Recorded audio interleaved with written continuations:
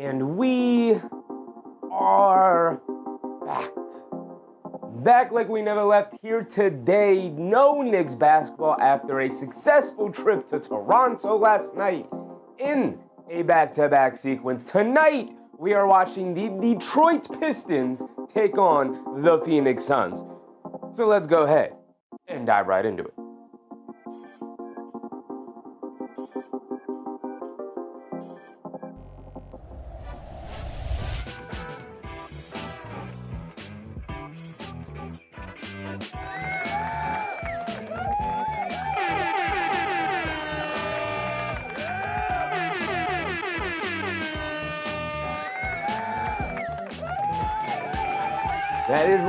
That is right, yo. We are back like we never left because we don't leave. We are here. We are here. How many times? 6 times a week, usually more than once a night. And so here tonight, we had to make a decision. We were either going to cover the game we have right here in front of us that it will tip off in about half an hour, the Detroit Pistons, the number 1 seed in the East, taking on they're kind of hurt, probably a little tired on this East Coast trip, the Phoenix Suns. No Devin Booker, no Jalen Green, unfortunately. Okay, I get it. So, with that being said, if both teams were fully healthy, I think this is pretty easily one of, if not the best games of the night, with the defense of the Pistons and the defense of the Suns, with Dillion the villain taking on the nasty, feisty, down and dirty Detroit Pistons, the gritty Detroit Pistons. You know a scuffle is bound to break out here tonight. But just in case, we do have one other game that, if anything were to go down, let's say maybe the Pistons start to blow out the Suns here tonight, which I do think is on the table with no Devin Booker. There's only so much fight the Suns could have against a team as good as the Pistons when you are as injured as they are. So we do have a pivot point. We could indeed pivot over to the Oklahoma City Thunder taking on the Minnesota Timberwolves here tonight, right? So, which I predict is also probably one of the better games here tonight. Even going through the rest of them, you have Nets, Nuggets, you have Hornets, Mavs. As far as the East Coast games that have already tipped off, the only other maybe interesting one, definitely interesting one, we've just covered this team so many times, the Rockets taking on the Hawks. You have the Bucks, Wizards, we're good. You have Kings, 76ers, that game is tied, by the way. Shout out Sacramento. Go ahead, take down Philadelphia for us. I'd appreciate you. Ozahar, what's up, Ozahar? Susan, of course. What's up, Susan? You got Heat versus the Bulls as well. Battle of the Mid over there. And so I think we have a couple of good games on our slate, right? Whether it's Pistons versus Suns or it's Thunder versus Timberwolves, we will indeed be watching a good basketball game here tonight. I'm hedging my bets. This week, we've kind of been killed with a couple of blowouts, a couple of uninteresting games. Sometimes it is what it is, the luck of the draw. Tonight, I'm hedging my bets. We're going to watch a good basketball game, whether it's this game right here, Pistons Suns, that we're going to cover the pregame in with this rundown, or if we have to pivot over to Thunder Timberwolves, I promise y'all, we will have a good basketball game. I'm ready for the pivot, right? I'm ready for the pivot. If I got to change the title and the thumbnail, change up the scoreboard, that is indeed what we are going to do and pivot over to Thunder Timberwolves. But as far as the night goes, we will try to bounce around and cover both of these games regardless, right? I didn't necessarily advertise it as that, but that is definitely what we're going to do. The last time I tried to advertise that we were covering 2 games at once, the viewership didn't really do so good. So I think we're just going to focus on the one game, but we're going to keep an eye on the Thunder Timberwolves because they are probably the 2 best games here tonight, or at least the 2 most relevant games in terms of seeding and standings and whatnot. Right, the Pistons is the number 1 seed. By the way, they're only about a game and a half, 1 back in the loss column to the Oklahoma City Thunder for the best record in the NBA, which is pretty crazy. I think that is one of the most underrated talking points so far this year. The Thunder have 10 losses, while the Pistons have 11. The Thunder have played 3 more games than the Pistons, so that's why they're 3.5 games above the Pistons, but realistically, they're only 1 game ahead of the Pistons by 1 in the loss column, which is the most relevant and important stat to look at when looking at the standings. So that is actually a huge storyline here today with both teams in action. Also, the Knicks finding their groove again. We watched them last night. So seeing if maybe they can rally and maybe get back into contention for that number 1 seed here in the East. That is almost entirely dependent on how Detroit will continue their play here this season. I do see a little bit of a skid for the Detroit Pistons in the second half of the season as we get to it. Probably also post All-Star break. They have a tougher March schedule, a tougher February and March schedule than most teams. They've had not an easy schedule, but an easier schedule earlier in the year here. Also, their 2 games against the Phoenix Suns should be difficult, but both games that the Pistons will be playing against the Suns will be no Devin Booker, will be no Jalen Green. And so they get a little bit of away with one here. Yet again. Although I will say today, the game is in Phoenix, Arizona, so that is going to be a tough situation for the Pistons. They're out, I believe. Does that mean they're out on a West Coast road trip? I didn't even check their full schedule here. I would assume so, and they are. They were at Denver last night. They escaped with a 2-point win, even though Jamal Murray had 2 opportunities, not last night, but Tuesday night. Jamal Murray had 2 opportunities, 2 separate opportunities at the end of the game. He got fouled on a 3-point shot on 2 separate occasions, and he stepped to the foul line and missed at least one of the free throws. If he had made all 3, he could have forced overtime. He had 2 opportunities to do so, and he missed one on both trips to the foul line. I think it's impossible for a player to make all 3 free throws at the end of a game like that. Either way, the Pistons survived that despite the fact that Denver's only starter available was Jamal Murray. So another tough battle for the Denver Nuggets, who I think is just, they're etching their name in there to be like, y'all better watch out because we have none of our starters, including the best player in the NBA, Nikola Jokic, and yet Denver is still in almost all of these games fighting back, even against a team like the Detroit Pistons. But here today, they are at Phoenix. Tomorrow, tomorrow, second night of a back-to-back, they will be at Golden State. So this is the first game of a back-to-back sequence for the Detroit Pistons here on a West Coast road trip. So let's see how they perform. It is a later game, obviously, here on the West Coast. I probably should have knew it was going to be in Phoenix because it's a 9 o'clock start time. But with that being said, we are going to start our rundown here. We're going to start where we always start, and that is with the best player on the road team, and that is, of course, Mr. Cade Cunningham. Cade Cunningham, we know what he's done. We know what he's capable of. We are more than halfway through the regular season here, so we know what his statistical profile is looking like. We know the deficiencies in his game. We've covered the Pistons a multitude of times on this channel already this year. 45% from the field, 82 from the foul line, 30. Oh, that's right. We can round up to about 33. This was updated about 4 or 5 days ago, so there it is. RWP, what's up, RWP here? RWP, my brother, appreciate you. Appreciate you, big dog. Oda Austin, what's up, Oda? Daniel Berry Sports, appreciate you guys. Appreciate you very much. We know what Cade Cunningham is capable of, and we know what he has been doing and accomplishing so far this year. He is on pace for first-team All-NBA. He's already been I don't know if he's an All-Star starter. I don't think so. He will be an All-Star, obviously, a no-brainer, having an excellent season. But the deficiencies are still there for Cade Cunningham. Not a very consistent three-point shooting, although the three-point shot has come around these last couple of games. He's been shooting it pretty well. From what I've seen Pistons fans talk about is the fact that Cade Cunningham's been dealing with a little bit of a wrist injury, probably on his shooting hand. I'm not entirely sure about that. Ask a Pistons fans. If we got any Pistons fans in the chat, please enlighten us.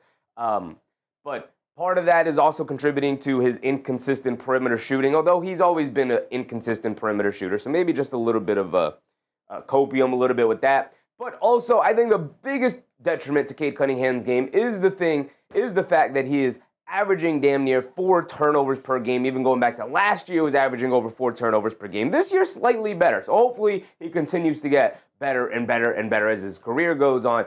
At only 24 years old, he still has a ton of room left to grow. Also, the team isn't optimized all that well to limit his turnovers. They don't really have another on-ball creator. It's really just Cade Cunningham or bust. Their defense creates a lot of offense for them. We've talked about it before. One of the biggest concerns for this Pistons team is that come playoff time, because they're flying through the regular season here. They are, 33-11, 34-11, something like that, whatever it is. They're flying. They're flying here. They're fantastic. 34-11, I believe they are. They're flying through the regular season here. Fantastic. Almost no issues, whether they have injuries or no.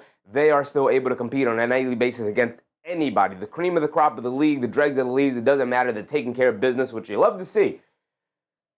A lot of that has to do with that they have a dominant defense this year. But, and this is a big old but, their half-court offense is not very good. It's not very efficient. Now, they do have one go-to play that has the possibility to trump almost anything that any defense can throw at them. And it's the fact that Cade Cunningham is really good, and his dance partner Jaylen Duren is also really good, right? And they've kind of become a modern-day version of Nash and Stoudemire. The pick-and-roll game has been in fuego all season long. Jaylen Duren will also be named to the All-Star team, in my opinion. I don't even think it's an opinion. He will very, very, very likely be named to the All-Star team when the reserves are announced. 18, 11, about two assists, 2.1 turnovers. This team in general kind of has a little bit of a turnover issue. But still extremely young, only 22 years old for Jaylen Duren. We know what he's capable of. Just a lot more comfortable out on the court. David Osh Jr., what's up, David? A lot more comfortable on the court, a lot more cognizant and aware of the things going on around him, so he's able to make much better decisions and whatnot.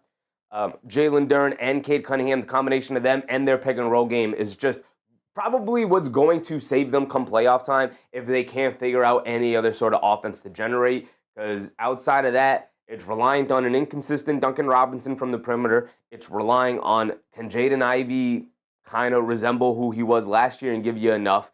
Can their defense create enough havoc to get them out in transition and get them easier baskets? Because outside of that, their half-court offense has been mostly rough this year.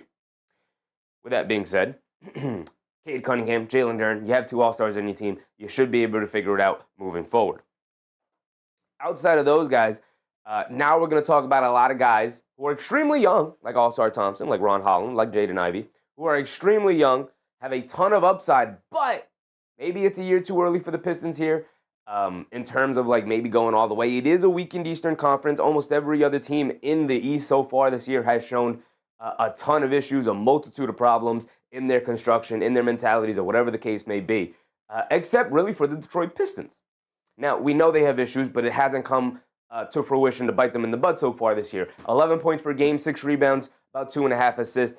Ausar Thompson is kind of becoming a little bit of a scapegoat here for some Pistons fans. Again, if there's any Pistons fans in the chat, correct me if I'm wrong, if I'm overstepping the line here when describing this, but a lot of them are kind of annoyed at Ausar Thompson and maybe a little bit of his development. Maybe part of that is looking across the coast and looking at Amen Thompson and seeing the development that he is making, and then looking at their version of their twin and Ausar Thompson being like, brother, you wanna start looking out like your brother a little bit?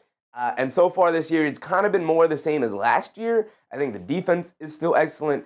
I think some of the finishing has become a little bit better this year. Some of the court awareness has become a little bit better. Some of the consistency has been a little bit better. The issue is always the same with both Thompson twins. If you can knock down the perimeter shot, and unlike his brother, hasn't shown the propensity to be an on-ball guy, I think if you put the ball in his hands a little bit more and start to develop those skills the way the Houston Rockets started to do, specifically going back to last year, now this year, fully putting him in that starting point guard role, obviously by necessity with Fred VanVleet going out.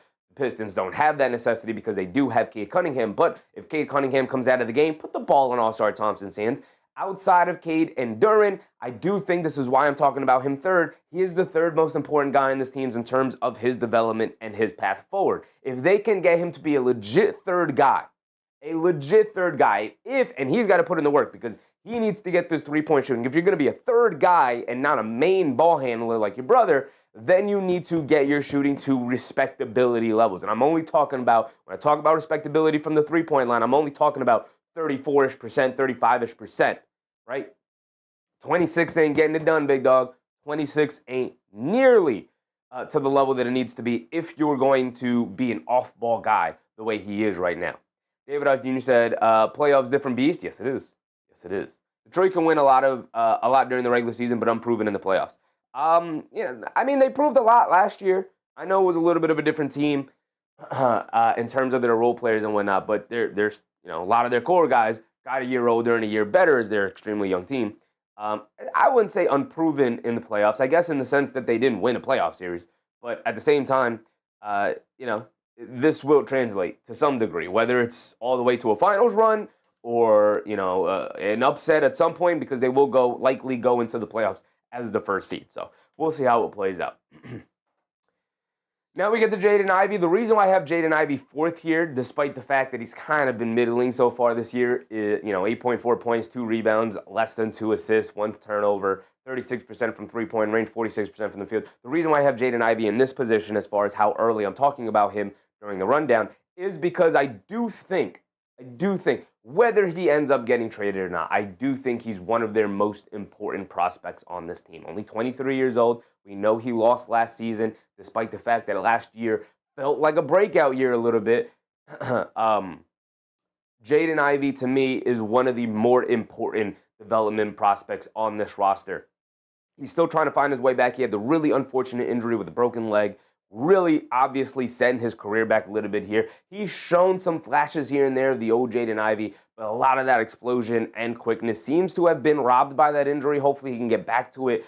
I think it's a little bit similar to the Paul George situation earlier in his career. It took him about a year to get back to where he was previously. Maybe it's going to take Jaden Ivey this season, and then going into next year, he kind of starts to become who he was being projected as to who he may become. Now, and that was also a question mark as well, but he was averaging 17 a game. He was averaging about 4, 5, 6 assists. He was finding the stroke and shooting it extremely well from three. This year, shooting it well from three, but needs a little bit more consistency. And I think part of it is inconsistent play, not entirely sure what his role is, not on ball, and not as prioritized as he was before the injury. Remember, that was a bad Pistons team that was surprising some people and was on the up and coming before they went on a big run after his injury and actually broke through and made the playoffs last year.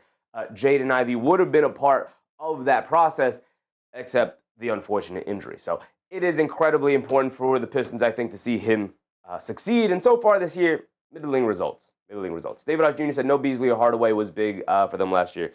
They were, but Duncan Robinson replaces Hardaway, and he's a better option overall. And he kind of fills in a little bit of the gaps of the Beasley thing. Beasley's a big player they miss, but I think Duncan Robinson's better than both of them. And then getting Jaden Ivey back fills in a little bit of the stuff that we're missing from Hardaway as well. We get to Tobias Harris, and I always call Tobias Harris probably the most important veteran in the NBA. He came to this Pistons team. He helped establish the culture. He helped establish a base and was able to help uplift the young guys to get to a point where they are now. He was incredibly important last year to building them up, to believing they could actually win some basketball games and be winners. I think they were all on that path anyway. It's not to give him all the credit in the world for a mentality shift of this team, but Tobias Harris was incredibly important helping turn the bus around for this Pistons organization. 13.5 points, 4.7 boards, 2.5 assists. Does a little bit of everything at the power forward spot. Brings a toughness, a grittiness, a wise man approach to this team. This team definitely, even though they're one of the younger teams in the league, they play a little bit older and a little bit more mature. I think a lot of that has to do with Cade Cunningham. I often call him one of the best leaders in the NBA. It also has a lot to do with a guy like Cade Cunningham coming over and really helping this team continue to grow. We get over to Ron Holland. Ron Holland is the heart and soul of this team, man. 20 years old, but he flies around and he just makes positive thing happen after positive thing after positive thing. Only 8.2 points, 4.3 rebounds, 1.4 assists. You look at his counting stats, it's not going to jump off the page. It's not going to shock you. You're not going to look at it and go, oh, yeah, that's an impact player right there. But when you watch him play, the defense, he's flying around. Even when you look at his shooting splits, my goodness, what terrible shooting splits. 41% from the field, under 80 from the foul line, under 25 from the three-point range. That's not getting it done at all as a perimeter player. But 1.4 steals, becoming a defensive playmaker, causing havoc, snagging rebounds he has no business snagging. He's got a little bit of a pathway of a Josh Hardian type of player with maybe a little bit of a higher ceiling because of how much physically bigger he is at 6'8", with a long wingspan, and how much more athletic he is than Josh Hart. He's got about a 40-inch vertical. This dude can jump out of the gym right here. But like a lot of guys we've already talked about, this will always hold you back, especially as a perimeter player in the NBA. Right? You could probably get away with it if you can be a wing who plays a little bit more out of the mid-range and down low. You could definitely get away with it as a big, as long as you can impact the game in other areas out on the perimeter. You can't really get away with it if you want to be a guard/wing. If you still have more of a perimeter game and more of a perimeter presence, being a sole slasher in the NBA will keep your role limited. Not to say he's going to suddenly find his way out of the NBA. That's not the case. But he will suddenly find his role extremely limited if come 24, 25 years old and he's still shooting sub 30% from the field. I don't believe that will happen. Ron Holland seems like the kind of kid who's going to put in the work. So I'm hoping for his success. I'm rooting for his success. But so far this year, in year 2, the three-point shot still has yet to come around. As a matter of fact, kind of seems a little bit worse than where it was last year. Jason, what's up, Jason? Isaiah Stewart, I might have to take back my heart and soul statements about Ron Holland. Bring it over to Isaiah Stewart here. You want to talk about a guy who's established the culture? I think the Pistons go as Isaiah Stewart goes. He might be the barometer of this team. If Isaiah Stewart's getting it going, boy, oh boy, the Pistons are going to be tough to stop because he gets their defensive juices flowing. And if they can start locking in defensively, they start causing havoc, they start pushing the pace, and then all of a sudden you're playing on your back foot. They're locking you up, they're getting steals, he's getting blocks, he's snagging rebounds, he's boxing out, he's pushing and shoving, he's getting into fracases, he's getting in people's faces, he's picking up technicals, he's rallying his team, he's bringing the energy, he's bringing the heart, he's bringing the hustle. Suddenly the crowd is behind them, and then you're playing on your back foot, trying to stop Cade Cunningham coming down full speed, trying to stop Ron Holland or Ausar Thompson or Jaden Ivey coming down full speed. You're trying to stay in front of a guy who's as big as strong as Jaylen Duren is and as Isaiah Stewart are. And then you're playing on your back foot, and next thing you know, you're down 10, 15 points, and they have all of the energy and confidence in the world, right? So Isaiah Stewart, super important, super underrated defender. I hope he's not underrated. He's been phenomenal all year defensively. He's averaging 2 blocks per game. He's been fantastic, not just with getting blocks per game, but being one of, if not the best rim protector this year in terms of defensive field goal percentage at the rim. He's been phenomenal and not allowing anything easy. Nothing easy at the basket. You're either getting fouled or you're going to have to finish a ridiculous shot over me. But I'm not letting you get to the rim, right? I will knock you down. I'll pick up a flagrant. I'll pick up a technical and a flagrant. I don't care. Isaiah Stewart set the tone for this team, and they have followed suit behind him all the way to a 34-11 record so far. He's been phenomenal. Jason said, what's good, Chef and crew? What's up, Jason? Big Rud. What's up, Big Rud? We get to Duncan Robinson. He was the guy, like David was bringing up early, he was the guy they brought in after they realized they were going to end up losing Malik Beasley to some off-season circumstances that we will not get into here, some extenuating circumstances. It is what it is. But Duncan Robinson coming in from the Miami Heat organization, we know what he's capable of. He's a sharpshooter, over 40% from three-point range after a little bit of a slow start, but he's getting it going here, building chemistry with his teammates now. He's been fantastic these last couple of weeks here. He's really starting to find his groove with this team. 44% from the field, 12.2 points, 2.8 rebounds, 1.9 assists. Again, the counting stats aren't necessarily going to blow you away. He's really out there to kind of just shoot the ball. But the thing that Duncan Robinson brings that guys like Malik Beasley and Tim Hardaway Jr. didn't necessarily bring was the fact that he could also be, I dropped my pointer, he could also be more of a threat than those guys. Definitely more than those guys. He's not a great threat in this situation, but definitely more of a threat as a guy who can attack a closeout, right? If they swing the ball out to Duncan Robinson, he catches, he can pump fake. If you fly by because he's a knockdown three-point shooter, you got to close out hard on Duncan Robinson. And honestly, the game plan is to just run him off the three-point line. The situation is he could take you off the bounce at 6'7". He's got the size to get to the rim. And if you close out tight, he's a smart basketball player. He comes from that Miami organization, so he knows how to play basketball. He knows how to read the court. He's not just going to freeze up and suddenly make a terrible decision. Now, maybe you could force him into a bad decision with good defenders and smart defenders and whatnot. But Duncan Robinson with the size, the skill, the tenacity, the know-how, the recognition that he's gained throughout his career. He's now 31 years old. He's a very smart basketball player. Knows how to make the correct decision. Isn't going to freeze up and make a bad decision more often than not. So in that situation, I do think he probably fits this team better than a guy like Beasley or Hardaway did. Now, missing both of those guys, hurts. Big Rud said, cash these Pistons. I'm tired of this.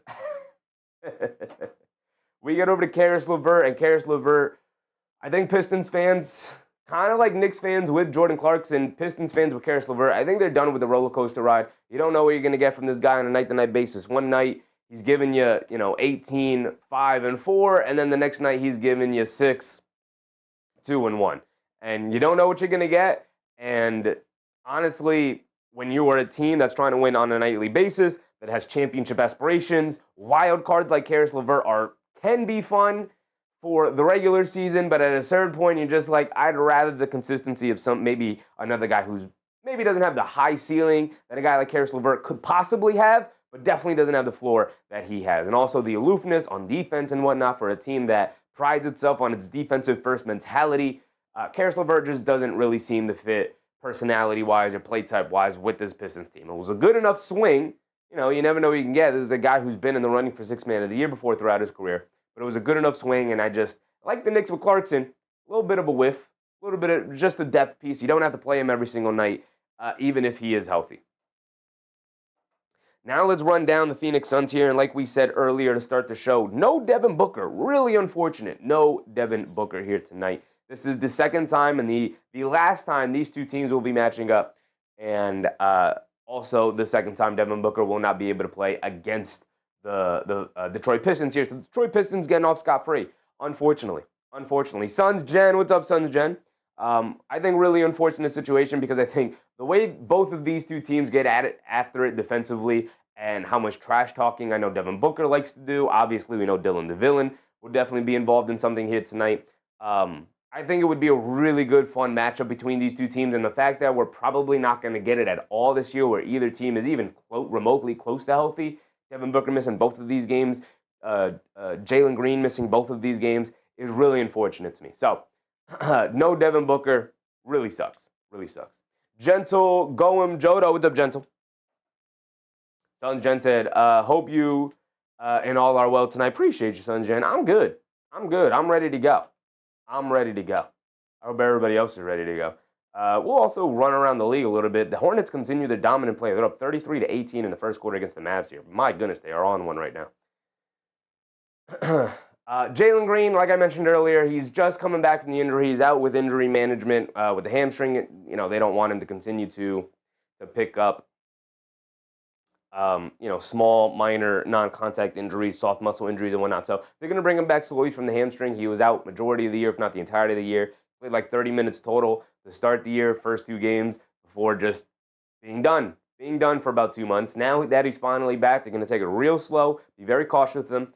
So he's not playing today. Really unfortunate, especially on a night where you have no Devin Booker. So the on-ball creation, again, takes a big hit for the Suns. But they have a lot of practice playing without both of these guys, unfortunately, this year. Both of them have dealt with a multitude of injuries.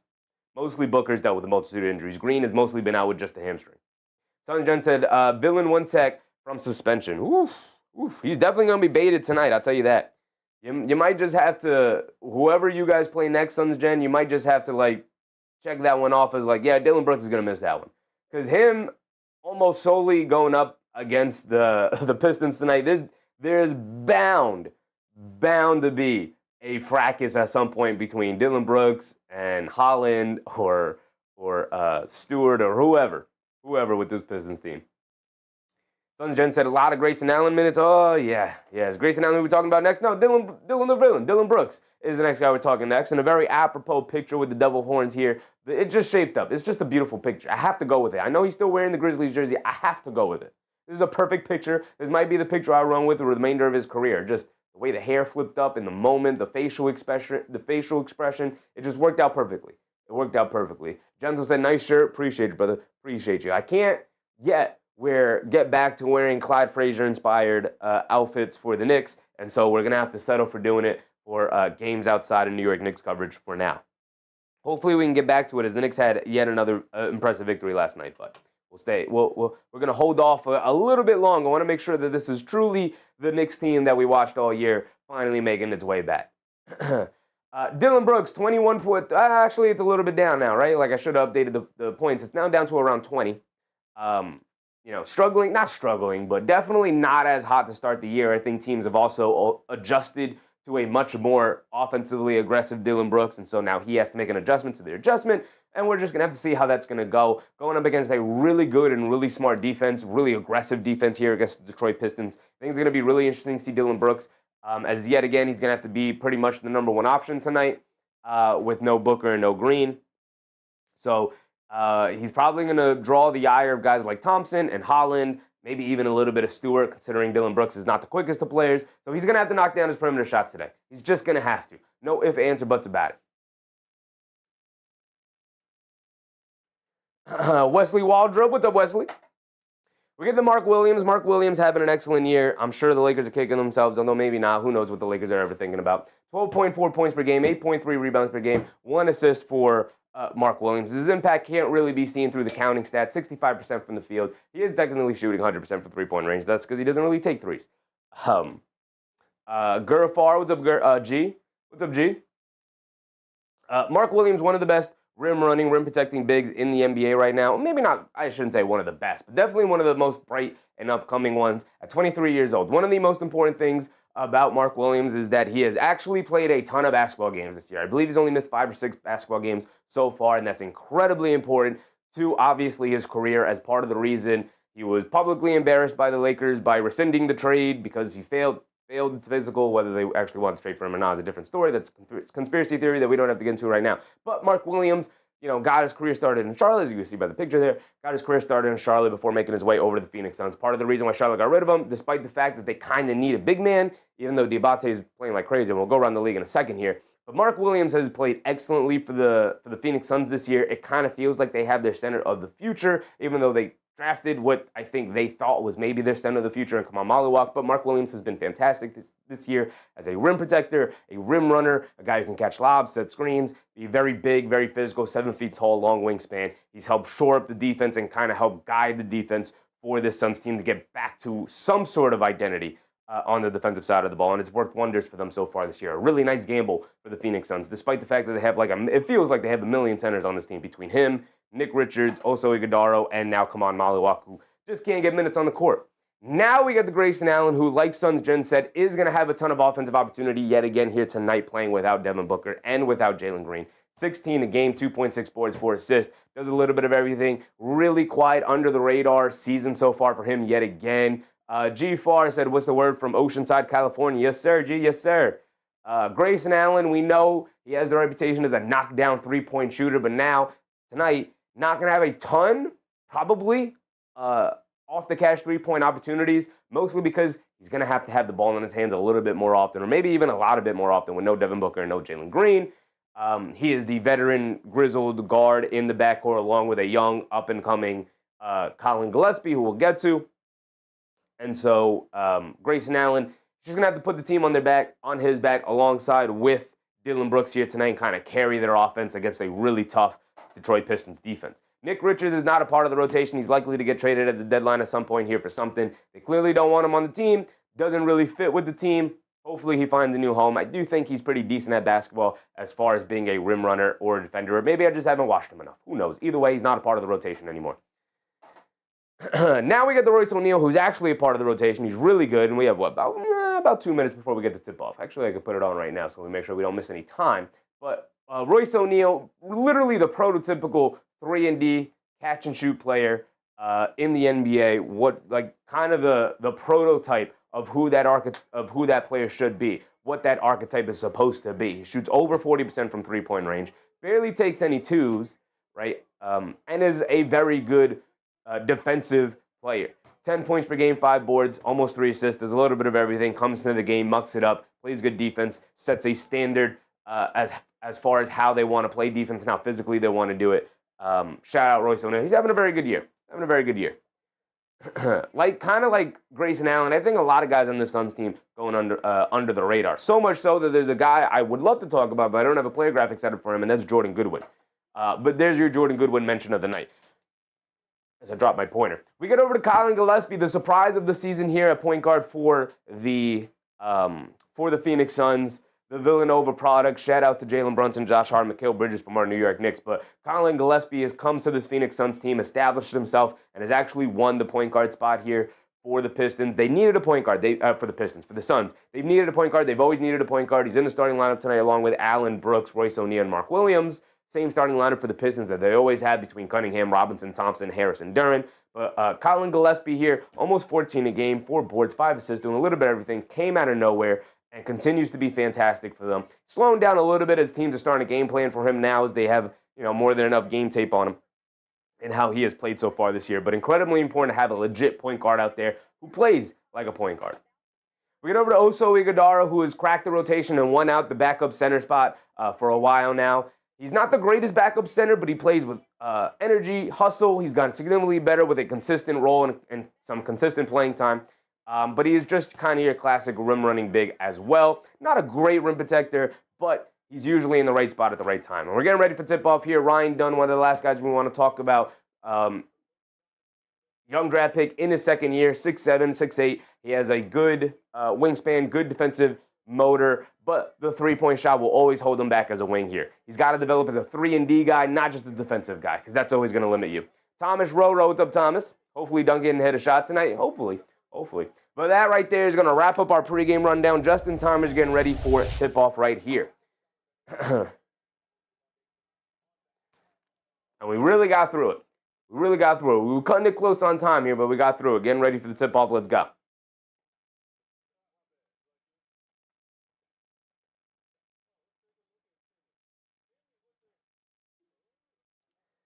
And like I said, we are in Phoenix, Arizona, so small home court advantage to the Phoenix Suns here. It is the first night of a back-to-back for the Pistons. They will be traveling to Golden State tomorrow. This is the second game on a 3-game West Coast road trip here for the Pistons. And off with the jump ball. Pistons win the tip, and Colin Gillespie will bring it down. Here we go. Let's go ahead and get our game cast up as well. They get over to Allen. Allen coming to his left. Down the lane. Pass fake. Gets it out to O'Neal. O'Neal over to Gillespie. Gillespie pump fakes. Being guarded by Cunningham. Swings it back up top to O'Neal. O'Neal gets it to Brooks. Stops. Fall away. Long two. Can't get it to go. Mark Williams comes and knocks the rebound out. Back to his teammates. And Allen has it up top to get over to Gillespie. Gillespie coming to his left off a Williams screen. Now coming to his right off a re-screen. Duncan Robinson switches it out. They get it out to Dillon Brooks. Stops, turns, pivot, spins, puts up the fall-away jumper, can't get it to go, but a late foul call is called on Duncan Robinson. It's going to send Dillon Brooks to the foul line for 2. Ozahar, gentle, appreciate you. He said, believe me, being in Phoenix is no advantage.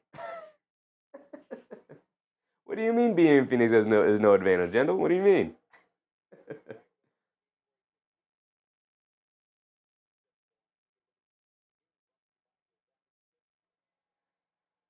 Brooks knocks down the first free throw of the game for the first basket.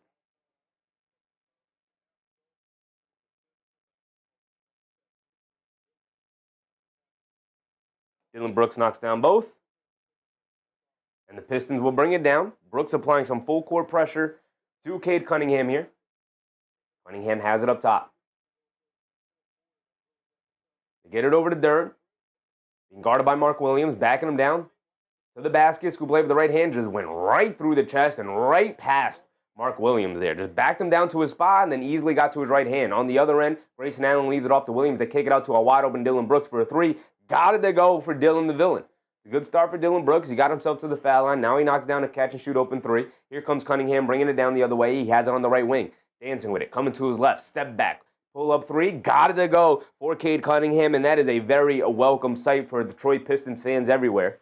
And the Detroit Pistons team themselves to see Cade Cunningham knocking down perimeter shots again. Gillespie spins, kicks it out to Brooks out on the perimeter. Brooks to the rim, got the lefty scoop layup to go. And the first 7 points of the game for the Suns go to Dillon Brooks. Okay. Thompson has it, dancing with it against Allen. Thompson pulls it out. They get it out to Duren. Duren attacking to his right. Once again, goes right past Mark Williams for the easy scoop layup. My goodness, Mark Williams. No chance guarding Jaylen Duren right now. Brooks has it up top, being guarded by Robinson. Brooks looking to take him off the bounce. Goes right through his chest. Scoop play with the right hand. Can't get it to go. Good defense. Brooks just can't get the finish. Now here comes Cunningham. Leaves it off for Mark Williams. Leaves it off for Duren and gets stripped by Mark Williams and then kicked out of bounds by Williams by accident. He's trying to go for the loose ball. The ball will stay here with Detroit.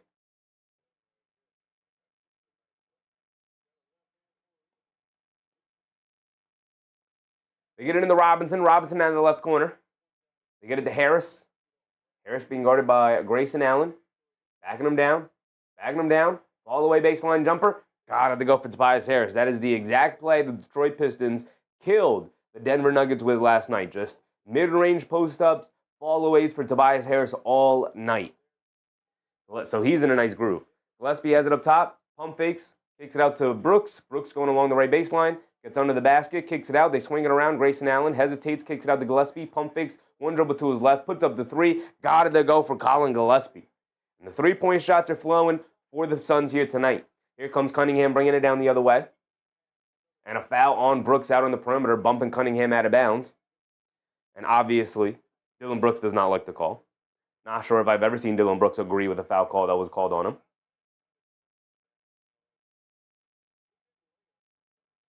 They get it out to Robinson. Fakes the handoff. Keeps it. Dancing with it against Allen. Coming to his right. Rejecting the screen. Leans in. Puts it up off glass. Can't get it to go. Duren the offensive rebound as Mark Williams had to come over and contest the floater of Robinson. And he easily snags the rebound and a big one-handed hammer in the paint. And again, really struggling to keep Duren out of the paint here tonight. A dribble pull-up three for Colin Gillespie. Another one. Back-to-back threes for Gillespie straight away. And it's 13-11. These teams going back and forth to start. Cunningham has it up top. Swings through to his right. Driving it down. Stops. Hesitates to the rim. Layup. Got it to go. Nice and easy. Dillon Brooks didn't want to be too aggressive to pick up two silly early fouls here as he's already sitting on one. Dillon Brooks up top, driving to his right, jumps it off down low to Mark Williams. Mark Williams gets a nice finish over Ausar Thompson there. And then Williams just chucks the ball over to Ausar Thompson after he got the layup to go. And the ball goes, and it's a delay of game warning, technical foul. Did they give him a tech? Delay of game warning. Violation. Just a violation, as it should be. Give him a little warning. Let's keep it moving. Cunningham has it up top to get over to Robinson. Robinson on the right wing. They get it back to Cunningham. A pull-up three for Cade Cunningham. He can't get it to go. Mark Williams with the rebound. They get it out to Gillespie. Gillespie bringing it down. Gillespie up top. Quick crossover to his right. Stops. Swings it out to Allen. Allen to deep straightaway three. Got that one to go as well. And the Phoenix Suns can't miss from three right now, and a timeout for the Detroit Pistons. 18-13 to start. And the Suns are off and rolling from the perimeter. That's their fourth made three of the game. And with no Brooks and no Green, a lot of it's going to have to come from the perimeter. One three from Dillon Brooks on the right wing and a wide open driving kick from Grayson Allen. Two open threes for Colin Gillespie straight away. Both of them about 30-footers. This one, Grayson Allen, about a 30-footer straight away.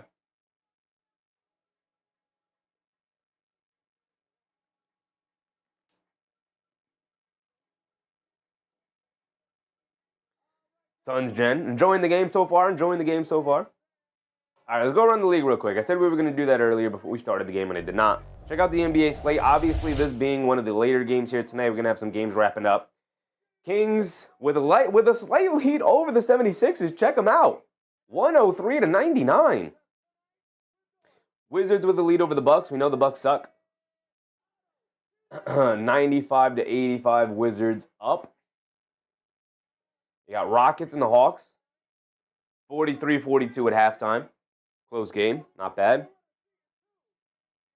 The Rockets are on a little East Coast road trip here. You got Heat Bulls. Heat with a 11-point lead over the Bulls. To be expected, but you can never count out the Bulls. You can never count out the Bulls. For whatever reason, if they're up by 20, expect it to be a close game. If they're down by 20, expect them to come roaring back and for it to be a close game. If it's a close game, expect them to get blown out. So them being down by 11 might fare well for the Chicago Bulls come towards the end of the game here. The Fleas, what's up, Fleas? Appreciate you, brother.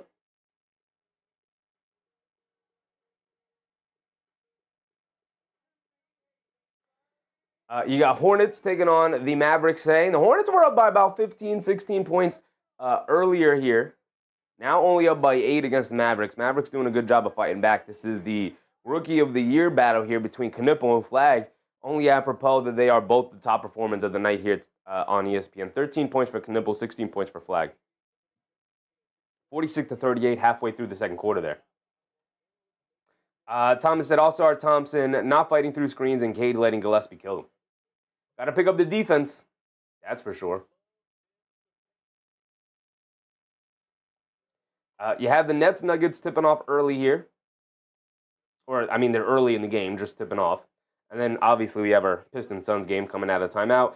And then, like I said, we'll keep an eye on the Thunder Timberwolves game. Hopefully, this continues to be a really good game here tonight. And we don't have to do a full pivot. But we'll also, I'll throw this game on whenever it tips off on the second monitor. We'll keep an eye on it. It's obviously the other most important game of the night, or probably one of the other best games of the night. Thunder Timberwolves. All right, here we go. And I had my timer ticking the whole time. My bad. 8 minutes to go. 8 minutes to go. Cunningham driving it down, pocket pass to Duren all the way to the basket, reverse dunk. And terrible pick-and-roll defense for the Suns continue as they just can't keep Jaylen Duren out of the paint, man. He has killed them all night long. Royce O'Neal down the lane, gets the ball knocked out of the air. Here comes Cunningham bringing it down the other way. Allen hit the floor, so now it's a 5-on-4. Robinson in the lane, throws up a tough contested floater, but he rattles it in. Just like that, back-to-back buckets. Brings it back to a one-point game, 18-17, 7:30 to go. Brooks has it up top, picked up by Duncan Robinson, and an off-ball foul on Tobias Harris, being too aggressive against Royce O'Neal. And now a technical.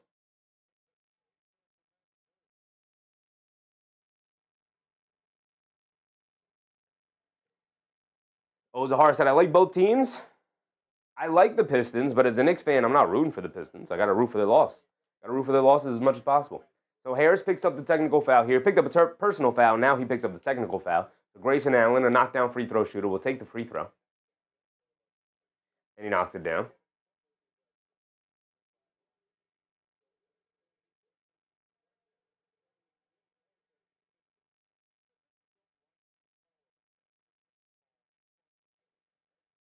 Ozahar said, yeah, good game. It should be a good game. Rooting for a good game more than anything. O'Neal gets it into Allen. Allen has it up top. Coming to his left off of O'Neal screen.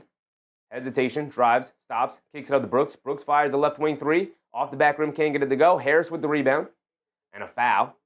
Foul on Jordan Goodwin, who just checked into the game here. Jordan Goodwin's one of those guys who comes to the game and he's a chaos engine onto himself. He comes in and wants to muck it up. He has the Cade Cunningham assignment now. Cunningham bringing it down. Cunningham still holding on to it. Suns doing a good job of denying the ball now. Cunningham coming to his right off the Duren screen. Pocket pass to Duren, middle of the lane. Leaves it off for Thompson. Held on to it just a second too long and ultimately threw it into a crowd. And now here comes the Suns off the turnover. That's a good job guarding the pick and roll there. Allen down the lane against Cunningham. Stops. Throws up the little floater. Got it to go. Got it to go for Grayson Allen. Really calm, cool, and collected on the drive there. 21-17 now. Approaching the halfway point. 6:30 to go here in the game. Duren has it up top, being guarded by Williams. Coming to his right. Hands it off to Robinson. Off the handoff, he puts up the three. Off the back rim, can't get it to go. Dylan the villain with the rebound. Here comes Brooks. Brooks on the left wing, picked up by Harris. Brooks just going to put his head down, attack in the lane. Puts up the little pull-up jumper. Got it to go for Dillon Brooks. And here come the Phoenix Suns yet again. Thompson bringing it down the other way. A 6-point lead for them. Thompson on the right wing. He's going to attack O'Neal off the bounce. Pulls it out. Hands it off to Harris. O'Neal switches on to Harris. Harris is going to put him in the post. Backing him down. Backing him down. Backing him down. And an off-ball foul or a defensive 3 seconds. 6 minutes to go here in the first. It was a defensive 3 seconds on Mark Williams. So free point here for the Detroit Pistons. Cunningham will take it and knock it down.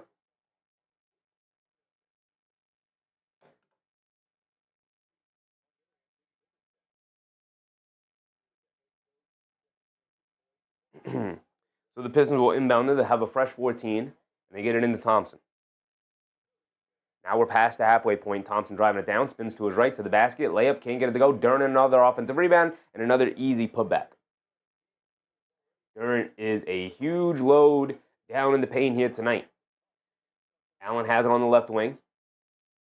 Takes it up top to Brooks. Now they swing it over to O'Neal. O'Neal walks into a pull-up right wing three. Can't get that one to go. Duren snags the rebound, and now here comes Cunningham bringing it down the other way. Cross-court pass to Duncan Robinson. Wide open in transition for a pull-up three. Off the back rim, can't get it to go. Fight for the rebound. Allen does a good job knocking it out to O'Neal. O'Neal putting his head down, leaves it off for Allen. Allen, a left wing three in transition. Got it to go for Grayson Allen. And if the Suns want to win this game here tonight, they got to do exactly what they've done so far and knock down these perimeter shots and hunt them even. They get it out to Duren, hands it off to Cunningham, coming to his right, dancing around the Duren screen as he resets it to his left. Pocket pass down low to Duren, leaves it off for Thompson for an easy two-in. It's slamming that pick and roll between Cunningham and Duren continues to be unstoppable. The modern-day Nash and Stoudemire for sure. 26-22, 5 minutes to go in this first quarter. Now we're behind on our timer. 5 minutes to go here tonight. They get it out to Grayson Allen. Allen coming to his left. Pulls it out. Now coming to his right. Pull-up three for Grayson Allen. He's feeling it. Not a great shot there. And now here comes Duren pushing it the other way off the rebound. He's got a full head of steam, leaves it off for Cunningham to the basket, gets caught in the air, and then out of bounds and a turnover on Cade Cunningham. Not sure what happened there. Maybe it just looked like he lost the ball on the way up, ended up coming down with it. And with 4:44 to go, the Suns will retain possession.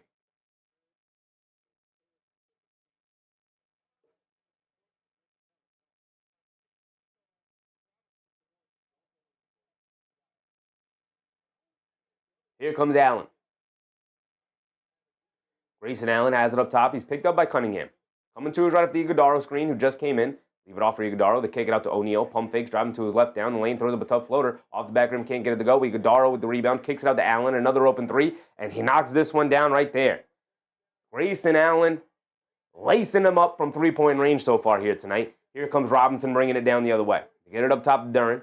Duren being guarded by Iguodala. They get it to Cunningham. Bullet pass down low to Stewart as he cut it easily along the baseline as they brought a double team over to Cunningham. And a timeout for the Phoenix Suns. 29-24.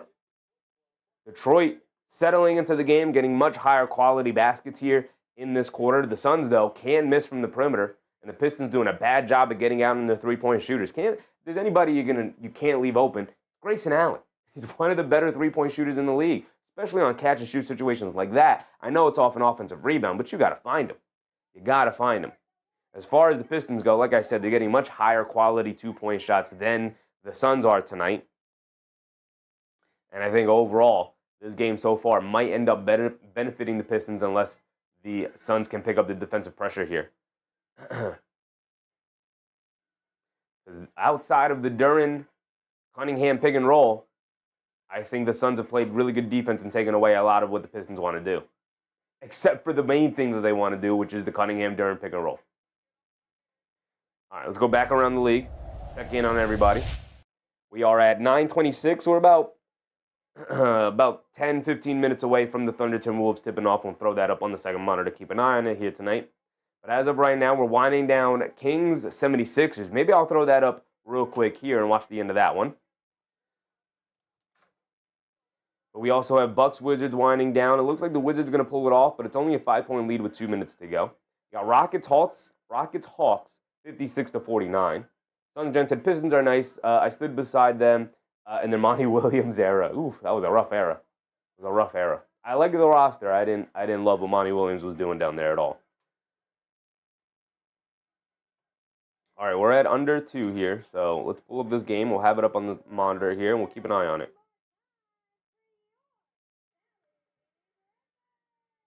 We have the Heat Bulls. It's still a 10-point game. We'll come back to it. Hornets Mavs. That's down to a 5-point game here, so that's going to be a fun one. Should be a fun one. Suns Gen said we felt that pain. Yeah, Monty Williams effectively coaching himself out of the league. Maybe he doesn't want to be a head coach anymore, and he's fine with the money he's made, and he's ready to move on in his life. But man, I don't know what team is down to hire Monty Williams after the disastrous job he did here with Detroit, because J.B. Bickerstaff took over with almost essentially the same exact roster, and after Monty Williams led them to one of the worst seasons in NBA history, they were back in the playoffs the very next year. Really, really rough stretch for Monty Williams, man.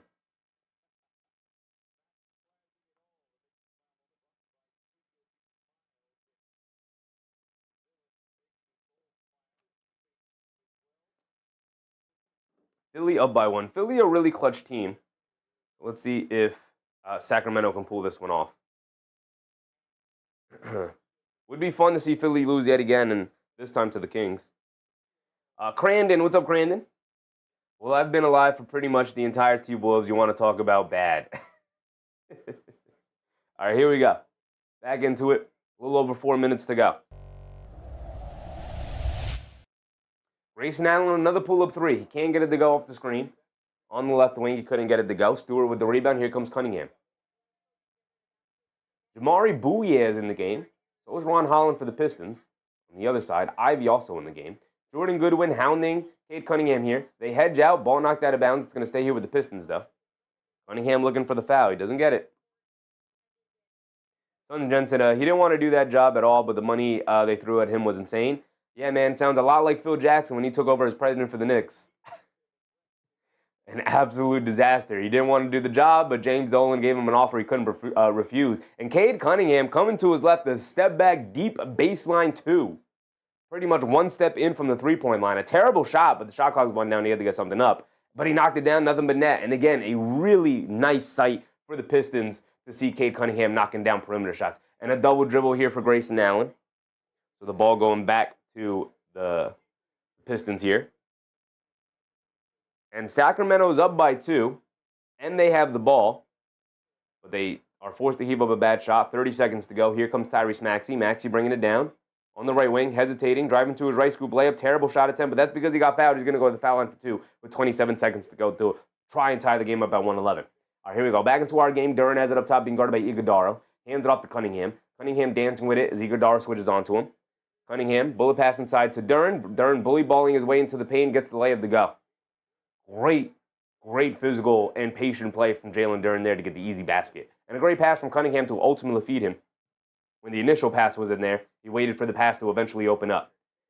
The Suns swinging it around. Allen has it up top now, dancing around a good wind screen, coming to his right, crossing over to his left, in the lane, throws up a tough floater, comes up short. Iguodala right there for the tip up and in, though. Nice athletic play for Iguodala to finally take the lid off the basket. 31-28, a 3-point lead for the Suns. They get it down low to Stewart. Stewart ultimately gets fouled by Ryan Dunn, though. 2:30 to go. Maxey knocked down the first free throw, and he knocks down the second free throw. And the Sacramento Kings should have the final shot of the game here. They don't have a timeout, so they just got to run their offense. But there's only about a 3-second difference between game clock and shot clock, which I guess that's more than enough time for the 76ers to answer. But keeping an eye on that one. All right, here we go. They get it into Ivey. Ivey dancing with it. Coming to his left now. Up top, coming to his right. Being chased by Dunn. Stops, kicks it up top to Ron Holland. He'll fire a 3, no hesitation. Can't get that one to go. Jamari Bouye with the rebound. My guy Bouye is in the game. Missed him. Definitely missed him. Iguodala down the lane. Scoop play with the left hand. Can't get it to go. Great defense from Stewart there. And then battle for the loose ball. Here comes Ivey. Shot out of a cannon. Pocket pass down low to Green. Green kicks it out in the corner. A 3. Can't get that 3 to go from Danis Jenkins. Is that Danis Jenkins? From Danis Jenkins. And now here comes Iguodala bringing it down the other way.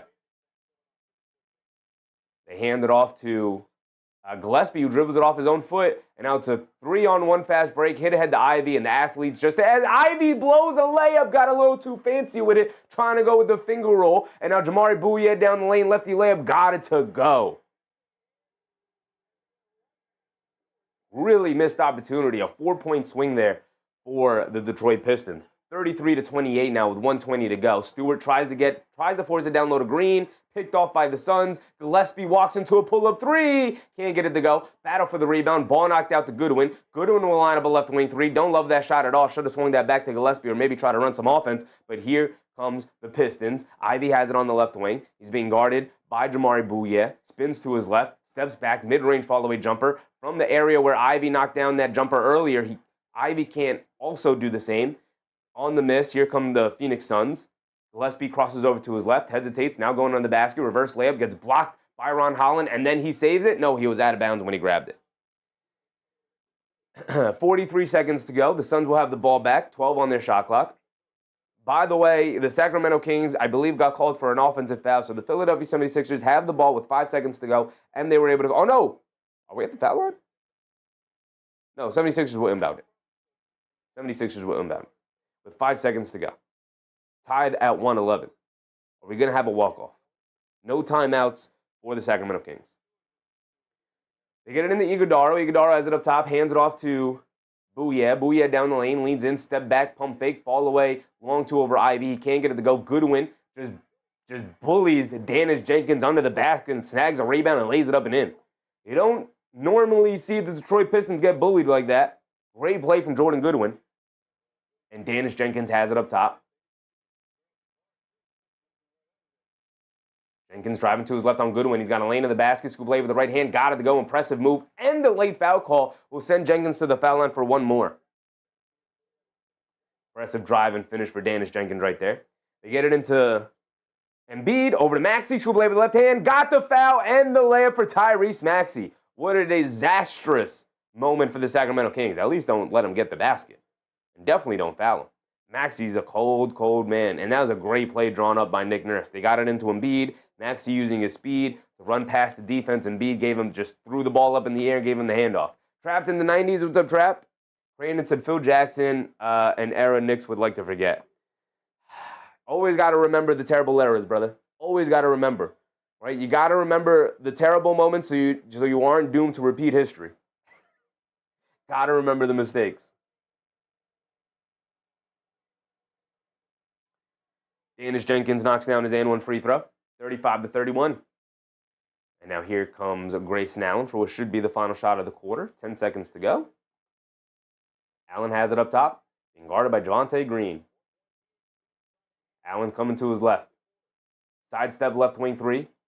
Comes up short. Javonte Green with the rebound. Doesn't get it off in time, and that will be the end of the quarter here. Maxey misses the free throw intentionally. The Kings didn't have a timeout. There was about a second to go. So they snagged the rebound, had to throw full court. And that is the end of the game. The 76ers win.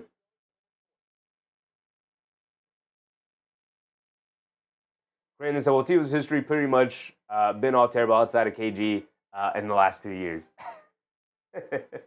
Well, if it makes you feel any better, for as long as the Timberwolves have been in the league, Crandon, the Knicks have been terrible. So we have been suffering the same. We have been suffering the same, brother. I know your pain. I know your pain. The Knicks were terrible aside from one Melo year, about a year and a half of Melo. Right after the trade was also still fun, and then the year following was fun, and then after that it was an abject disaster. Terrible move after terrible move, and completely wasted the Melo years. And then it was an even more disastrous run, all the way up until finally we hire Leon Rose, and then we become solid again. Since Stoudemire was decent, yeah, that was the Melo year as well. So Stoudemire started half the year and then was awesome, was an MVP candidate, and then he got hurt, and then it was never the same again for the Knicks, so the contract was terrible. But then they traded for Carmelo at the deadline, when they didn't have to, but they did. And then it was a solid half year. Playoffs ended in a little bit of disappointment. And then we had the full Melo Stoudemire year the following year. And that was fun. That was a good year. 2011, 2012. Or was that 2012, 2013? Yeah, it was 2012, 2013, the fun next year. And then ultimately it ended against the Miami Heat in 4 games because Stoudemire smashed his hand against the fire extinguisher. And then, again, they hire Phil Jackson. It all becomes terrible. Melo hurts his shoulder. They end up with Porzingis. Porzingis is great. We trade Porzingis because Phil Jackson is a terrible GM. They fire Phil Jackson eventually. They hire Steve Mills and Scott Perry. That is not very good either. They finally fire Steve Mills and Scott Perry. They hire Leon Rose. They hire Tom Thibodeau. They turn around Julius Randle's career. They sign Jalen Brunson, and then we get to here. Brandon said, at least y'all have championships. Yeah, but no, it happened 53 years ago, brother. Nobody remembers those championships except for a select few Knicks fans. At least we had the 90s. At least we had the 90s. Oda also said, Pistons make it to the playoffs. Yeah, I mean, they're the number 1 seed, brother. they better. Suns Gen said, yeah, we're all miserable. Hey, man, you were the latest team in the finals, so I don't even want to hear anything from a Suns fan. At least y'all made it to the finals. I get it in the disaster, and maybe making it that far and then ultimately not winning it is maybe worse. Who knows? But at least you had a finals run. As a Knicks fan, we haven't even sniffed the finals since, when was the last time? 2001? When the Knicks made it last? 2000? Anyway, it's enough misery bonding. They kick it out. Ivy a right corner 3 to get the second quarter started. Can't get it to go. And a rebound. Who is that? Isaiah Livers? Isaiah Livers is in the game. Is that Isaiah Livers, Sunshine? That is Isaiah Livers. I know my basketball players. Former Pistons legend, by the way. Iguodala draws the foul on Stewart. Going to send him to the foul line for 2 to open up the quarter. So 4-point lead for the Phoenix Suns. Also, Philadelphia ended up pulling it out against Sacramento Kings. So now we can get rid of this game. Heat Bulls is the next one that's about to come to an end. Maybe we could throw that one up. No, we'll wait. We have Thunder Timberwolves coming up. So we'll get that ready.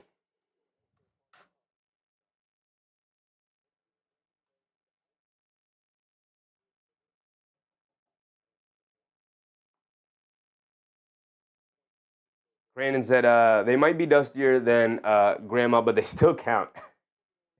They do still count. They do still count. Two nice championships back in the 70s. Iguodala split the free throws. And then the Pistons turned it over. Ivy threw a bullet pass to Stewart, and he just can't hold on to the ball. They get it downloaded done. They swing it out to Gillespie. Gillespie can't get the 3 up. Ron Holland does a good job closing off the airspace. Now guarding Gillespie. Gillespie has it. Trying to go along the baseline. Shovels it out to Dunn. Dunn on the left, out of the left corner, driving it down. Kicks it out, delivers. Ron Holland switches out onto him. 5 seconds to go. Jamari Bouye driving to his right, gets to the mid-range, pump fake, kicks it out. Gillespie, a right corner three, gets ran into, knocks it down, and the foul for Colin Gillespie. Send me to the foul line for one more for a 4-point play. Yes, sir.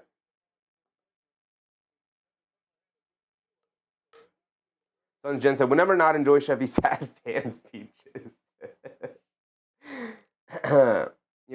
I tell Knicks fans all the time because I'm a younger Knicks fan, I guess, because I grew up in the mid to late 2000s as a Knicks fan. But I tell them all the time, I'm like, y'all had the 90s. Y'all have something positive to remember. I have nothing, right?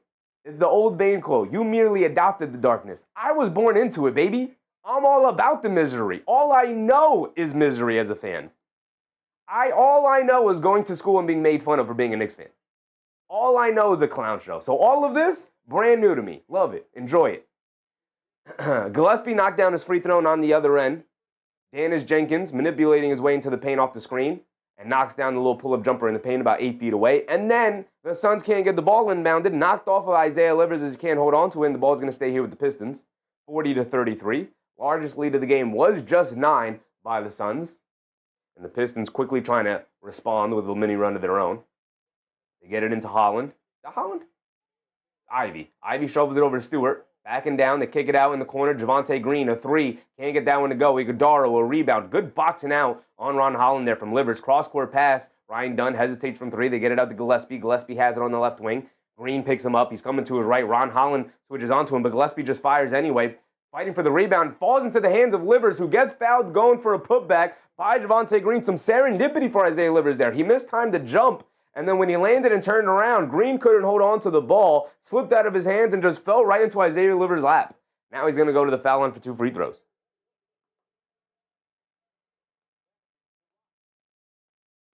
Suns Jen said, poor Knicks, poor Yankees. We don't have to bring up the Yankees. We don't have to do that. The do nothing, we're good enough Yankees. We don't have to do that.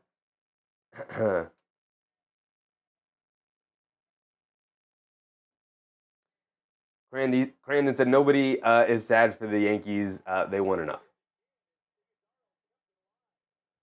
Livers split the free throws, and then Iguodala keeps it alive over to Livers. Yet again, another possession here for the Suns. Iguodala is going to attack. They kick it out to Livers. Extra pass to Ryan Dunn. He's going to set up for a left corner three. He's not a good three-point shooter, but of course he knocks it down on a night where the Suns can miss from three. And an 11-point lead is opened up for Phoenix. Danis Jenkins bringing it down. Under 10 to go. Jenkins has it up top, being guarded by Jamari Bouye. They get it over to Ivy. Now over to Stewart. Stewart up top, coming to his left. Hands it off to Holland. Holland dancing with it against Livers. Holland coming to his right, driving it down along the baseline. He throws up a tough contested floater. He can't get it to go down. Livers with the rebound. Quick outlet to Bouye. Bouye bringing it down. Bouye spins off of Ivy. Bouye drying the line. Lefty floater. Can't get it to go. Iguodala right there for the tip up and in. And a 14-point lead, a 13-point lead, I can't count, has opened up for the Phoenix Suns here. 46-33. Wow. Impressive play for the Phoenix Suns here with no Grayson Allen in the game. No Dillon Brooks in the game. We already know Dillon Brooks and Jalen Green are out, and yet the Suns still taking it to the Detroit Pistons here. Sometimes when you overlook your opponent, you get smacked in the face a little bit. Let's see if the Pistons can respond after this timeout. Brandon said, what are the Pistons doing? Getting ran off the court right now, I'll tell you that. Suns Jen said, nobody knows who these guys are, but they're not boring. Oh, this psycho knows who these guys are, brother. I definitely know Isaiah Livers, Detroit Pistons legend. I've covered more than enough Suns games to know exactly who Colin Gillespie is. I definitely know who Jordan Goodwin is. I wish the Knicks had a could steal Jordan Goodwin, but he's too good. Phoenix Suns definitely not going to pull that guy away. This is too loud. That's what the issue is. There we go. Dante DiVincenzo misses his first three of the game. Come on, Dante. There we go. That's what the issue is. Like, why is it so loud in here? We got mascots dancing on the court. All right, Phoenix, I'll see you. I'll see you with the mascot show.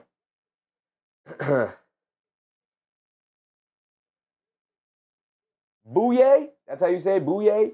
Bouye just sounds so much better. What is Bouye? Okay, I got you. Bouye. Still a great name. Jamari Bouye. I know Jamari Bouye from covering Suns Summer League, not Summer League, Suns preseason games. We were in here covering Jamari Bouye like he was the best player in the game. It was incredibly fun. The preseason, looking back on it, the preseason was incredibly crazy to cover. Because every single night, we were essentially watching G League guys. We were learning who these guys were on the fly. Shout out Ray J. Dennis, who became a legend on the stream during the preseason, man. That was fun. Shout out Ray J. Dennis over on the Indiana Pacers during the preseason. We had a fun time with Ray J. Dennis. He went toe-to-toe pretty much with the Minnesota Timberwolves in the preseason. All by himself. Dragged his team back into it and went into overtime. That was a fun time. That was a preseason. Looking back on it, it was a slog to get through because we didn't know who was playing. We were like blind going into those games. But it was fun. And honestly, it might be a good primer for when March Madness comes around. We're going to see if we are going to be able to cover some March Madness. Right? I'm going to see if we're going to be able to cover some March Madness.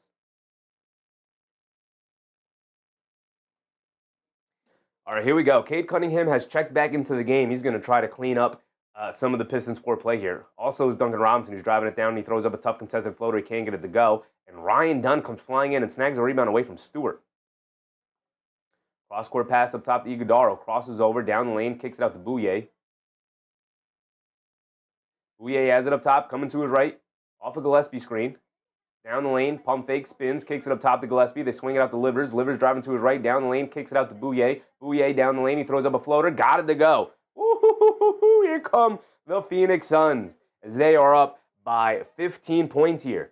48-33, a 19-5 run for the Suns. Cunningham has it up top, being guarded by Dunn.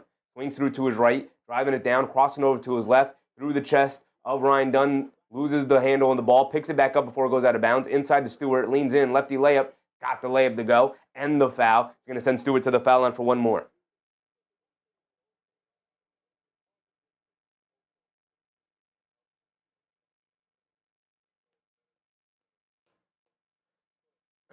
James Foster, what's up, James? He's not a Detroit Pistons legend, but he was a standout at University of Michigan. It's a joke, James. I know he's not a Pistons legend, but he was on the Pistons, which makes him a Pistons legend. He was on the Pistons during the dark years of the Pistons, which makes him a Pistons legend.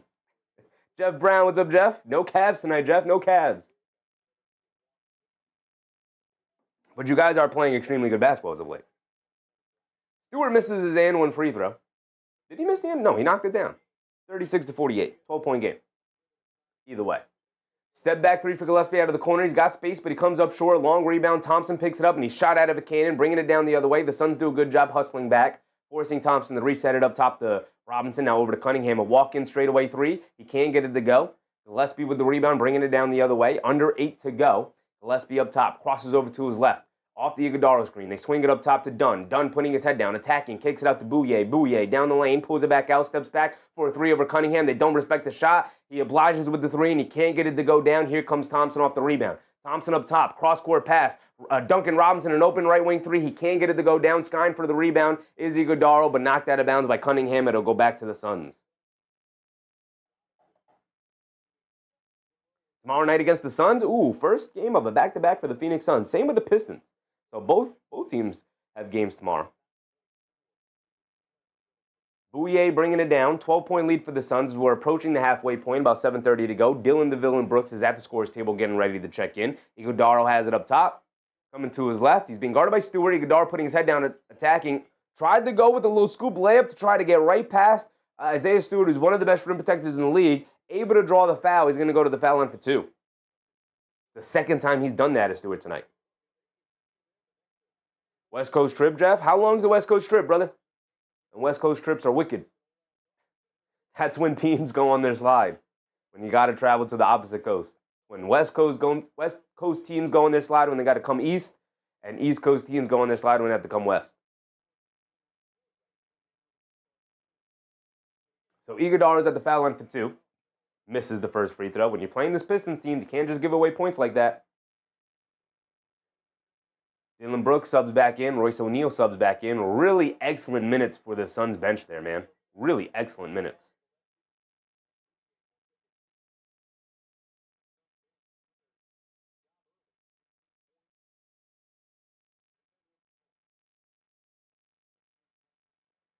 Iguodala does knock down the second one. At least walked away with 1 point there. 7:14 to go. Thompson has it up top, being guarded by O'Neal.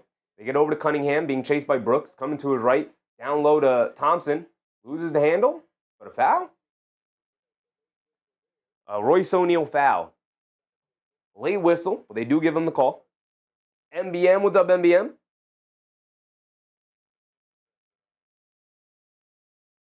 Duncan Robinson, 1 for 6 from the field tonight, is not helping the Pistons' lack of scoring here tonight. 13-point lead for the Suns. They get it into Harris. Harris being guarded by Livers. Harris gets to the paint, puts up the low floater, comes up too strong off the back rim, and now here comes Brooks bringing it down the other way. Brooks has it up top, being guarded by Harris.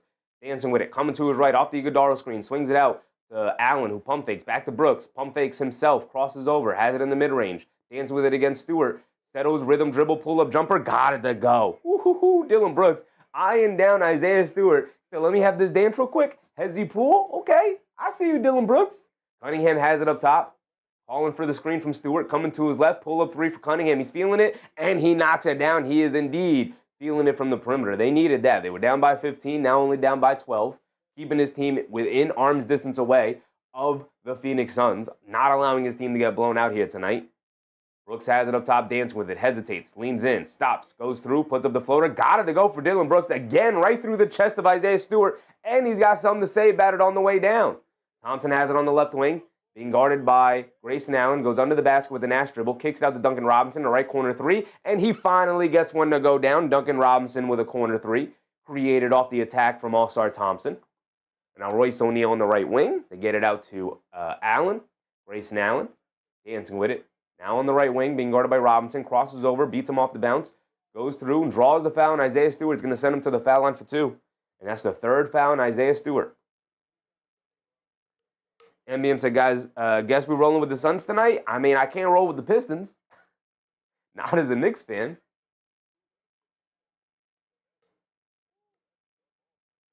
Five teams for 14 days?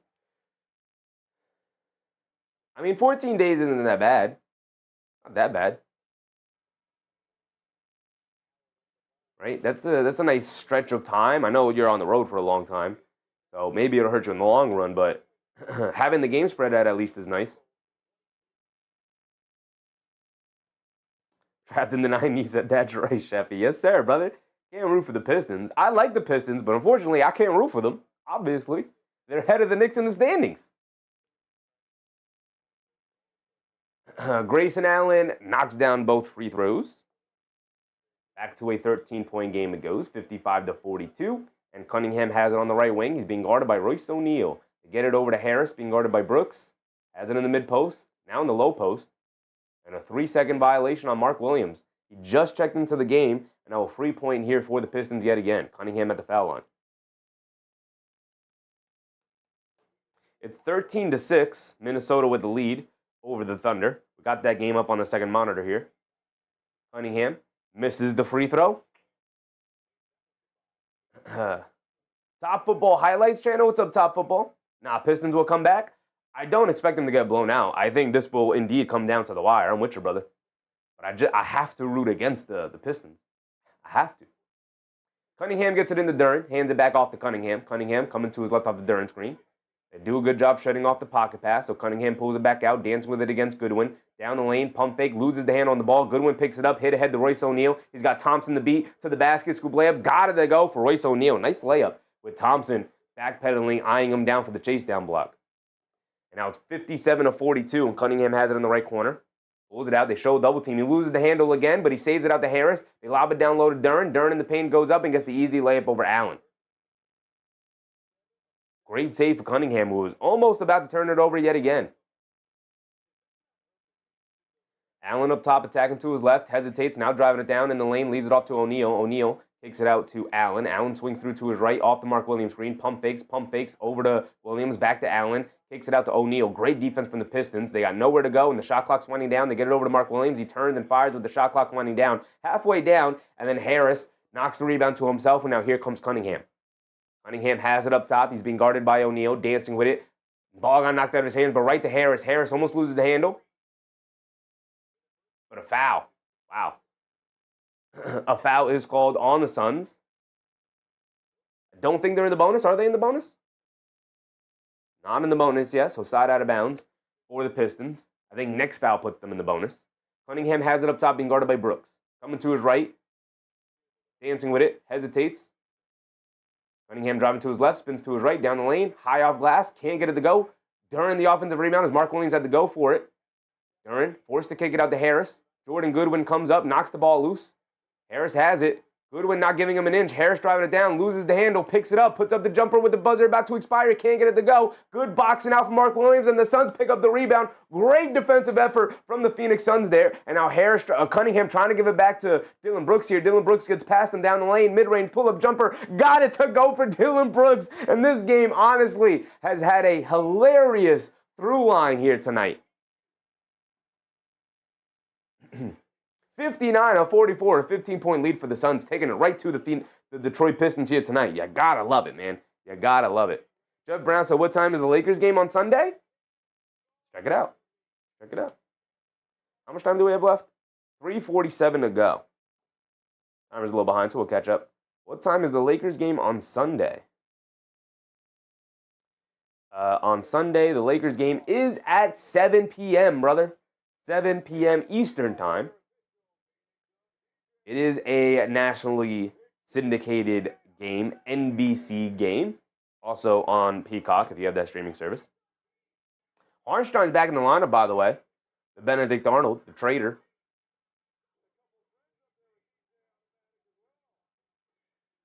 $7 p.m. EST. Pistons play the Nets that day. You got Bucks Celtics as the early game. If Giannis were available, maybe we'd check out Bucks Celtics. But unfortunately, he is not.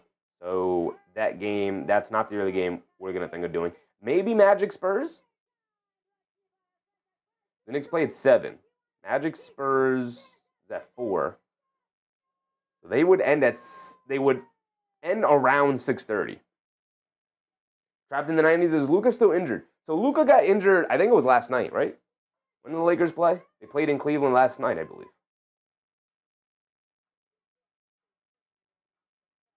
Yeah, so they played last night, and Luka rolled his ankle in this game. So I would assume probably not going to play in the Garden with a sprained ankle. He looked very hurt. Right, Jeff? I only saw the moment where he got hurt. But how hurt was he? Did he, limp off the court? Did he come back into the game? I know it was a blowout at that point, wasn't it? Rockets have pulled away from the Hawks, by the way, 90-70 here. Heat still keeping the Bulls an arm's distance away. Hornets, Mavs locked in a tight one at halftime. Nuggets with the lead over the Nets here. We know our Suns-Pistons game's going on. And then we have the Timberwolves Thunder locked in a tight one.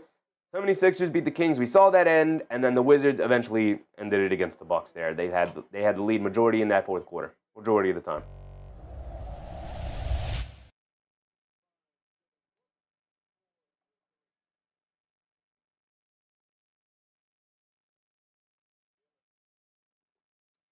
Dillon Brooks with 15 points so far tonight. He's been phenomenal, offensively and defensively. He limped off and he came back. Oh, all right. So he might be available for the next game. I had my timer ticking way too much. 3:30 to go here in this second quarter. Thompson has it up top. He's being guarded by O'Neal. And a foul. They call a foul on Goodwin. And Goodwin can't believe it. And he's immediately signaling for a challenge. Cunningham knocked Goodwin over, but I think the official called him either holding on to Cade Cunningham. Let's see it. Yeah, a little bit of a dive from Jordan Goodwin for sure. Good eye from the official, not to give him that call. Cunningham has it up top, being guarded by Goodwin. Goodwin just an agitator. They get over to Robinson, gets it down low to Duren. Duren smokes the layup, but Thompson right there for the easy putback. Home run pass to Mark Williams, who throws it down. Duren not getting down the court fast enough. Who was that pass from? Grayson Allen. Pinpoint pass right over the outstretched hands of Jaylen Duren, who was trying to hustle back on defense. Goodwin doing a great job of denying Cunningham the ball. They lob it over the top, though. A great pass from Duren, and then Cunningham lays it up and in over Dillon Brooks there as Goodwin was then out of position. Still only a 13-point game for the Pistons and the Suns here. 61-48 with the Suns leading. Brooks has it in the post against Robinson, backing him down, driving to his right down the lane, takes a bump, flips it up, can't get it to go, but a foul is called, and it's going to send him to the foul line for 2 with 3 minutes to go. And the Timberwolves, again, going off a little bit here, 25-16 in the first quarter there.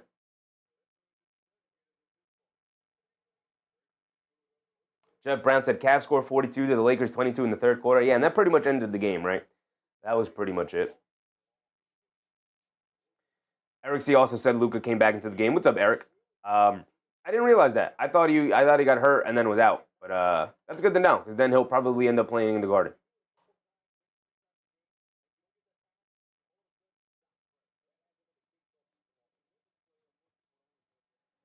Brooks knocks down both of his free throws.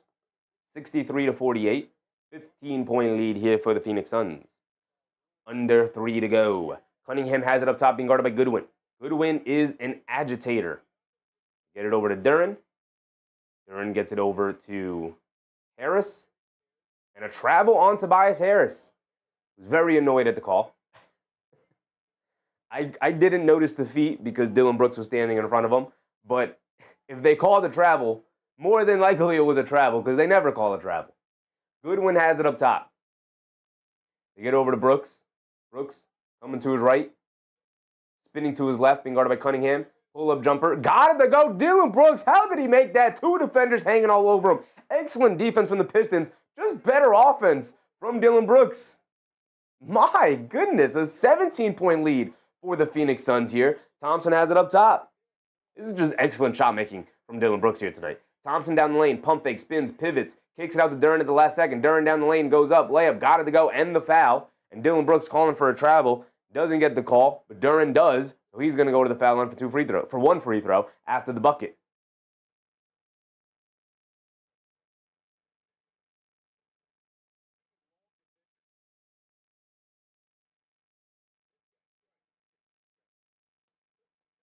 Mayweather said, why did they start Duncan Robinson? Because he's their only reliable three-point shooter. That is why, brother. That is why. Eric C. said, the Cavs score has a drop-off just outside the sidelines. I think it's the only court like that. Pretty dangerous if you ask me. Surprised more players don't get hurt like Luka did. Yeah, I saw that. I never noticed that the Cavs court had that. That's a really poorly designed court. I know some college courts have that. That's just an overall really poorly designed court. Why would you elevate the court like that? Brooks has it up top. Duren did knock down his free throw. And Dillon Brooks, the sidestep right wing three. What has gotten into Dillon Brooks here tonight? Dillon, the villain, in true form, getting those 3 points right back. 9 for 19 from 3 for the Suns. Only 3 for 12 for the Pistons. Duren gets it out to Robinson, who pump fakes, now going along the baseline, picks up his handle, cross-court pat to Harris, pass fake, puts up the left wing three. He can't get it to go. Mark Williams snags a rebound out of the air to get it out to Goodwin, and Goodwin will bring it down with 1:30 to go here tonight. Goodwin has it on the left wing. They get it over to Brooks. Brooks, they show a double team to Dillon Brooks. That's how well he's playing. And then Brooks gets the ball knocked out of his hands by Duncan Robinson and out of bounds. It'll remain here with the Suns.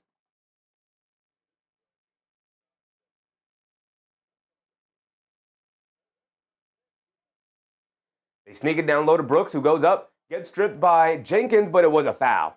And Dillon Brooks will go to the foul line for 2. They can't stop Dillon Brooks, man. This is crazy. This is crazy. Suns Gen said they're doubling the villain. Having to double Dillon Brooks because he is in fuego. I mean, that is the correct way to go. If a guy's hot, you got to double him.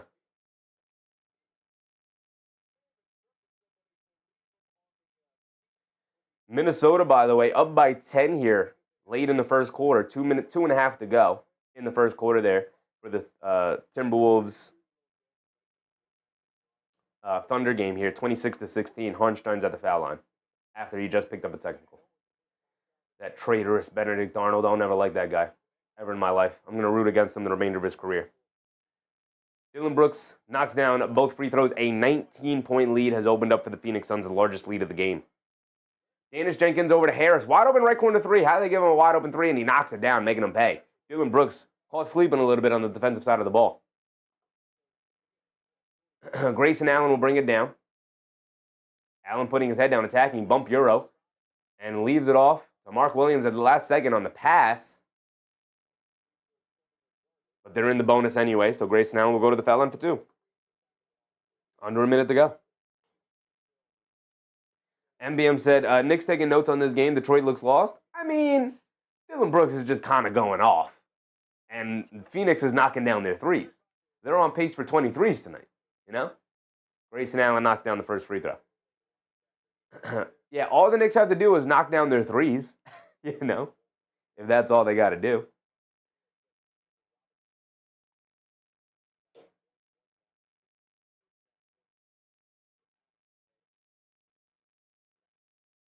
Yeah, Hartenstein turns it over.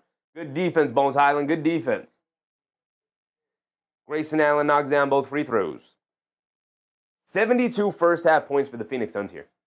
For one of the top 2 defenses in the NBA. Cunningham a pull-up 3.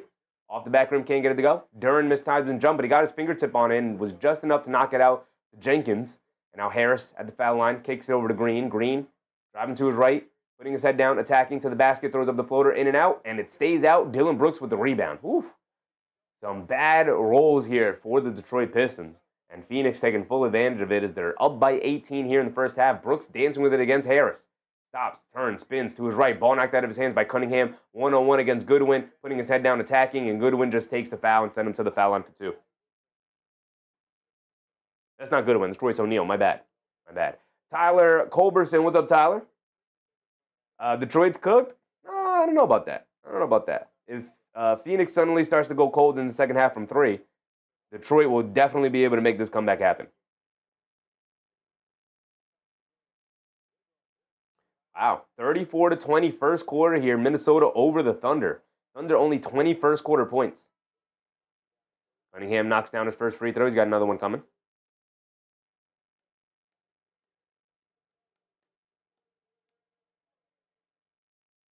Gillespie coming in for the final offensive possession.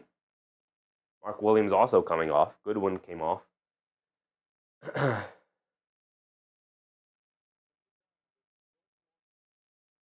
want to say booyah again. What was it? I want to say booyah, and I know that's not booyah. Booyoo? Booyoo, right? Amari Booyoo? Is that it? Bouye, that's it. Thank you, Sunshine. Damari Bouye is back in. Grayson Allen dancing with it. Shot clock winding down. Game clock winding down. 3 seconds to go. He pump fake spins. Ball knocked out of his hands by Thompson. He dives on it, and that will end the quarter. Cunningham did knock down the other free throw. So the end of our first half here will be 72-56, a 16-point lead for the Phoenix Suns at the end of the first half here. 24 minutes in the books. 16-point lead for the Suns. 24 minutes to go. Dillon Brooks has cooked them all night long. I don't know what's gone into him. I know he's had great games like this in the past, but my goodness, does he have it going here tonight. Ausar said lots of game left. I don't expect the Detroit Pistons to go down without a tough battle here in the second half. They will come back and make this interesting in the second half. I don't think Phoenix will continue to shoot it at, or maybe they will. Who knows? Maybe they will. Or maybe they'll find other ways to be effective. Right? Maybe they'll take up the defense a little bit more, but let's go through it. Because outside of Cunningham and Duren, not a whole lot of contributions from the Pistons here tonight. So if they can find a way to slow one of those guys down, all they got to do is slow one of them down.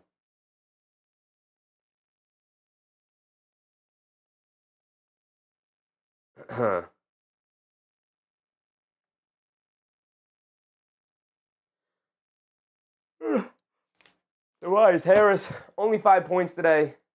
He knocked down that 3 towards the end of the first half. They give him the 5. He's 1 for 2 from 3, 2 for 5 from the field. Only two rebounds, 1 assist. Same with Duncan Robinson, only 5 points, 2% from the field. He's only knocked down 1 3. No rebounds, no assists, no nothing else for Duncan Robinson. Just straight, I'm putting up shots here tonight, and that's it.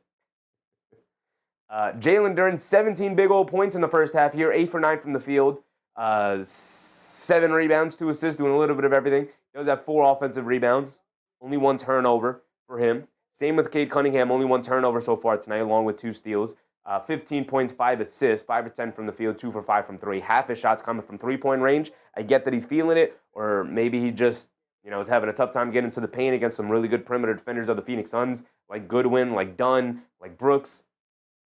But I do think they could try and find and manufacture ways to get Cade Cunningham down low a little bit more often. Half his shots coming from 3-point range. That's not necessarily his game. Don't think that's a recipe for success. I think that'll flip a little bit in the second half here. He'll shoot more inside the arc.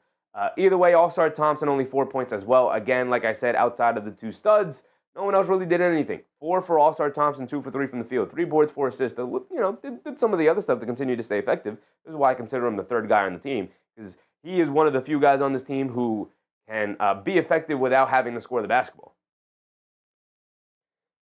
So 3 boards, 4 assists for him. Playing some really good, solid defense outside of that. As Stewart struggled a little bit here tonight. One of the first times I've seen him struggle this season. He's got 3 personal fouls in 11 minutes, 5 points, 2 turnovers, only 1 rebound. Not having a very big impact on the game here tonight. Iguodala took it right to him, picked up a couple of cheap fouls on him, as Isaiah Stewart wasn't entirely sure how to contest his finishing package. Ron Holland, 7 minutes, pretty invisible. 7 minutes, didn't really do much. 0 points, 0 for 2 from the field, 1 rebound. That was it. Javonte Green, also 6 minutes, also did a whole lot of nothing, also 0 for 2. Same with Jaden Ivey, 0 for 3 from the field in his 7 minutes. Dennis Jenkins was 2 for 3 from the field. The 1 shot he missed was from 3-point range. He didn't end it with 5 points. Outside of that, 10 points off the bench for the for the Detroit Pistons. Not going to get it done. Let's move on to the Phoenix Suns. How did they build up this lead? Andy Cruz, what's up, Andy? Suns fans here, we played you guys hard both games. Not a Pistons fan, brother. Not a Pistons fan. But unless you're talking about the Knicks. Talking about the Knicks? Talking about the Knicks, Andy? I'm not a Pistons fan, but actually we could check real quick that right there. Let me zoom out real quick. Right, if we check the box score, it should be down here. Yeah, this is the first game. Yeah, Pistons. Pistons. You guys only played once this year. This is the second game you guys have played. Unless you're talking about preseason ball. Last game was close without Book. Yeah, and still no Book here today. Sucks. Really, I think it sucks that the Detroit Pistons got to play the Phoenix Suns without Devin Booker and Jalen Green both times. I think that sucks. I think this is a really good matchup. And, this is the last game these two teams are going to play against each other. And I think it's really, really disappointing that the Detroit Pistons aren't going to be able to play a healthy Phoenix Suns at all. Because the matchup is great. The matchup is great. As you're seeing tonight, even without those guys, Detroit's still having their hands full against the Suns.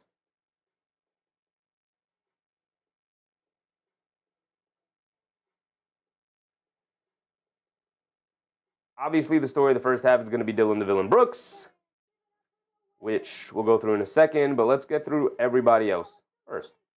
Royce O'Neal, 2 points, not having a very big impact on the game outside of his defensive intensity. Mark Williams also kind of got abused on the glass a little bit by Jaylen, not even a little bit, by a lot, by Jaylen Duren earlier in the game, although he picked up his play in the second half, in the second quarter, I should say, of the game.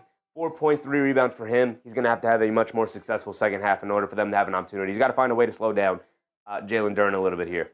Grayson Allen, 16 big old points, 3 for 6 from 3-point range, 5 for 5 from the foul line, 1 rebound, 2 assists, doing a little bit of everything, really helping out this team. Obviously, we know in the absence of Booker and Green tonight. Colin Gillespie also only 12 minutes, but 10 points, 3 for 6 from 3-point range himself. The 3-point shot, a huge, huge proponent of why the Phoenix Suns were able to take a 16-point lead in the first half here. Gento said this is almost Dillon Brooks' team. It will forever and always be Devin Booker's team as long as he's here, brother. I'll tell you that. He said Phoenix is taking it to them. He is. They are, I should say. They are. But Phoenix had a really great shooting first half.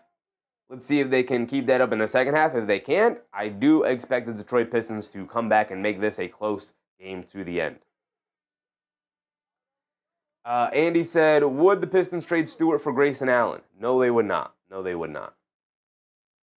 Don't trade Stewart for a three-point shooter. You need Stewart's interior defense. Need it. Suns Jen said, Suns have beaten good teams. They have beaten good teams. Even without Devin Booker, they've beaten good teams.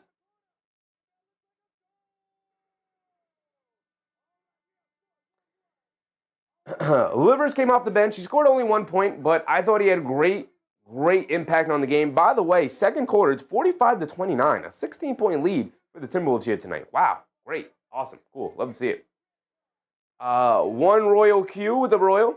Suns are slept on, and we love it because we're putting PTA top-tier teams without Booker and Green. I hope people aren't still sleeping on the Suns. I mean, definitely early in the year, people were sleeping on the Suns, including myself. I hope people still aren't sleeping on the Suns. I mean, they're 28-19. I don't know how much better the record needs to be. They are not far off from being a top 4 seed in the West here. Only a couple of games, and they're right there, for sure. Yeah, they're really good. They're tough. I really like watching this Suns team play basketball, which is part of the reason why we're watching them tonight. Andy said, yeah, I wish they would, though. He'd fit Phoenix's defense.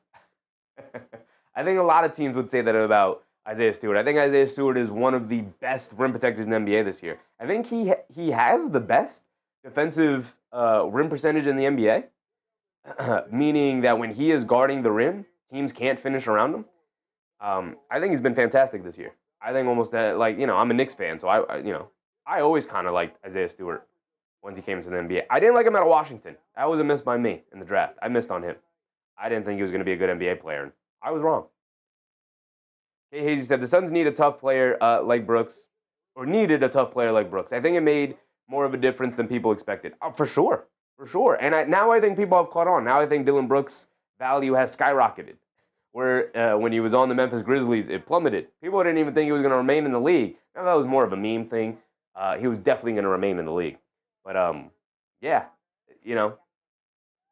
the Grizzlies had to put out a statement that under any circumstances, they will not be bringing Dillon Brooks back, which is one, points to the Memphis Grizzlies maybe not being a very well-run organization, and two, just how poorly he handled everything going on in Memphis as well, in sort of their downfall. But, rehabilitated himself and his image in Houston, and also now rebuilding it into something really special here in Phoenix.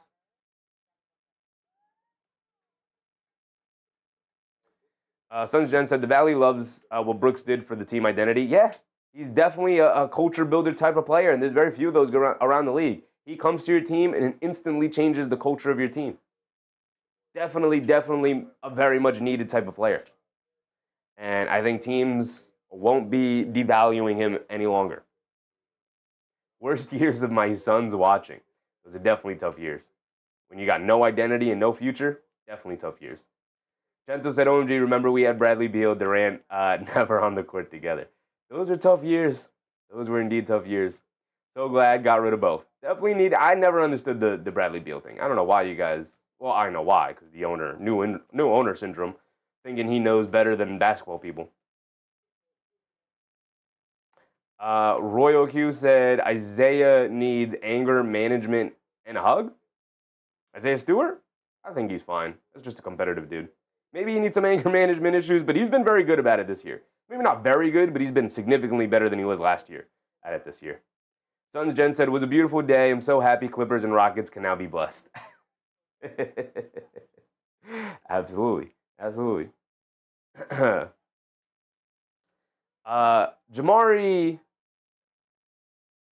Oh, man.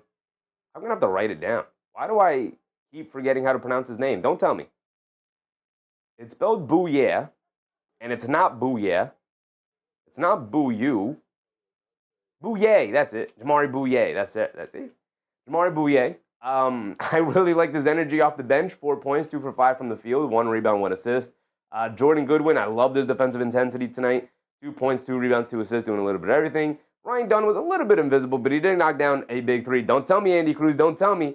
I had Sun Jen tell me in the chat multiple times. I got to put it to memory. Booyah, Booyah, yay. Oh, it's opposite. Yes, sir. Boo and yay. True. All right, now I think I'll never forget it. Booyah.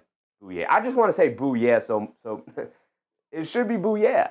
That's so much more fun to say. But boo yeah is also very fun to say. I love the guy just for his name, Jamari Bouye. Yeah, I like the energy he brought to the game. He was very smooth, was not fearful of the Pistons' defense at all. Their perimeter defenders got to the paint, knocked down a couple of layups. Ryan Dunn was a little bit inconsequential with his impact here tonight. He did knock down a big three, which was nice. I thought he also snagged some really important defenses, some really important rebounds on the defensive side as well, with 2 nice strong rebounds. Iguodala I thought was fantastic, 6 points, 6 rebounds, and he took it right to Isaiah Stewart and really kind of neutralized him a little bit, which was impressive to see. But the story of the show, of course, is Dillon the Villain Brooks. 24 first half points for Dillon Brooks. My goodness, 8 for 11 from the field, 2 for 3 from three-point range, and also 6 for 6 from the foul line. He's having an excellent night. And of course, his usual brand of good physical defense as well. Dillon Brooks, this is the best game I've ever seen him play, and I know he's had some fantastic games this year. But 8 for 11 from the field for 24 points in the first half. You guys let me know. You Suns fans in the chat, let me know. I think this is the best game I've ever seen him play. My goodness, he's been phenomenal. And he said Isaiah Livers revenge game. Livers plus 9 in 6 minutes. Yeah, I don't love the plus minus box score, so I rarely bring it up. But yeah, Detroit Pistons legend. Definitely a revenge game so far. Always love to see revenge games in the NBA. Always. Suns Jen said, nope, he's had several like this, and you'll see more. I mean, I know he's had great games this year. I've seen the box scores, but this is the best game I've ever seen him play. It's hard for me to imagine he's had better games than 8 for 11 from the field for 24 first half points. This is an insane game. Jen said he's coming alive in Phoenix. He is. I also looked at the box score. I didn't get to watch the game, but I looked at the box score the other night. He had a game with only 8 points. So he's, struggled. Not struggled, maybe is a harsh word, but definitely come back down to just a little bit these last couple of weeks now.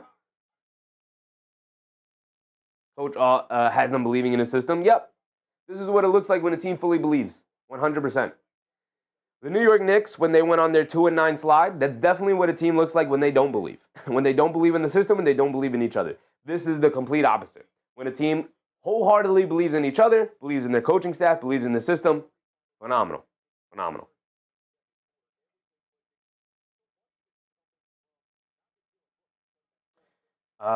Real quick, before we come back to start the third quarter, let's look at the team stats. 4 made threes for the Pistons, 9 made threes for the Suns here.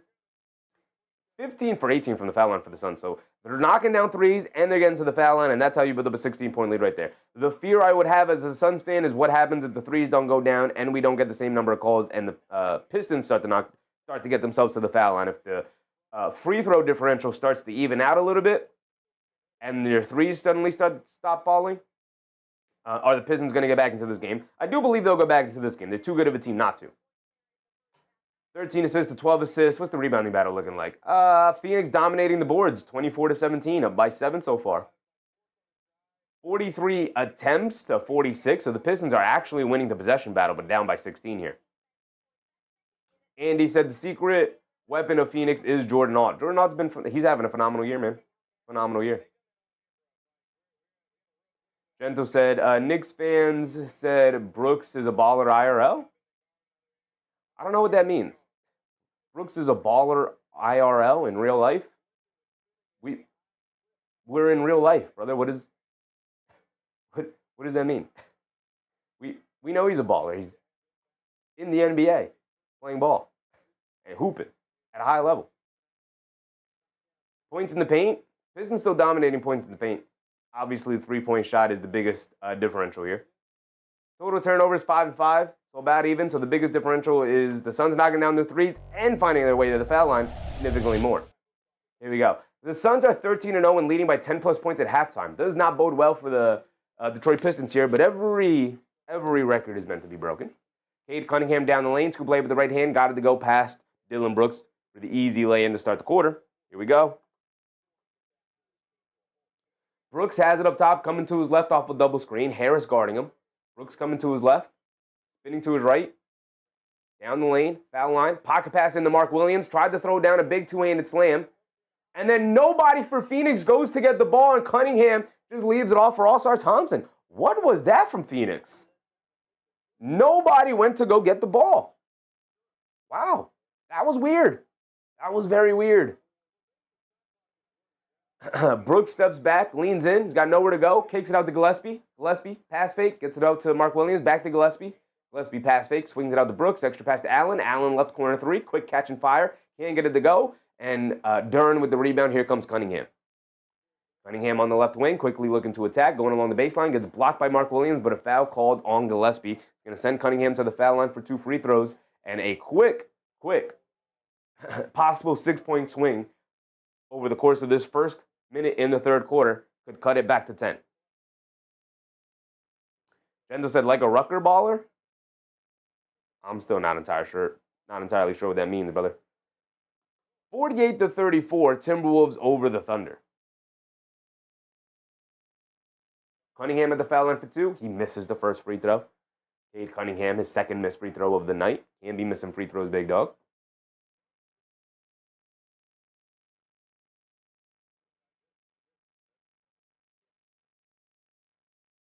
So Cunningham back at the foul line. Missed the first one. He's got one more coming. Does knock down the second one.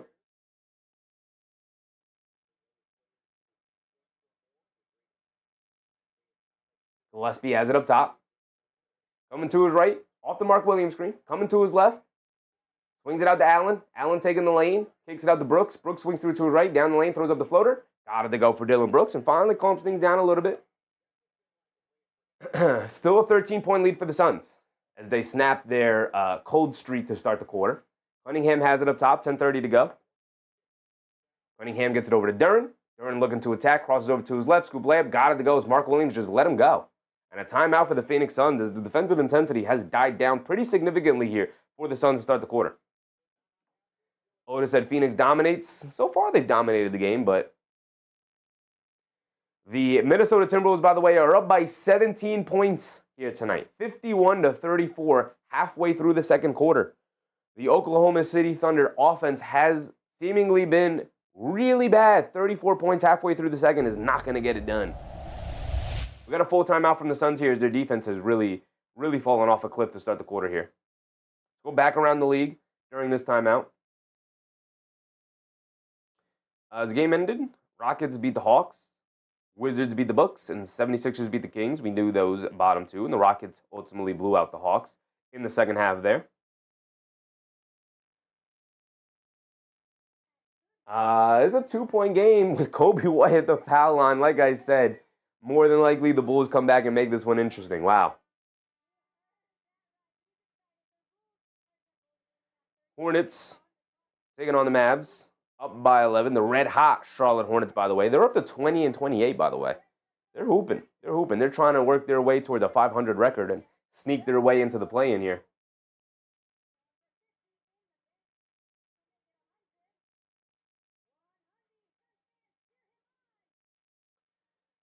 We got Nets Nuggets. That's a locked in a tight one. That's a 3-point game, 68-65. We know we have our Suns Pistons game. That's an 11-point game, still double-digit lead. And then 53-38 now. Timberwolves over the Thunder. Let's check out the box score here. SGA's in with 8 points right now 10.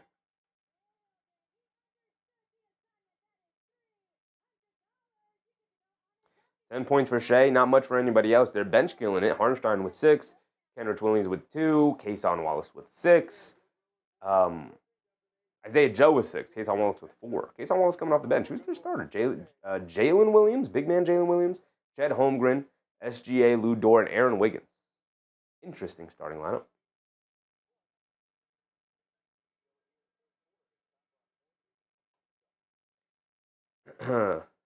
Normal starting lineup for the Timberwolves, fully healthy. Edwards is cooking. 3 for 4 from 3 to start the game. 4 for 6 from the field.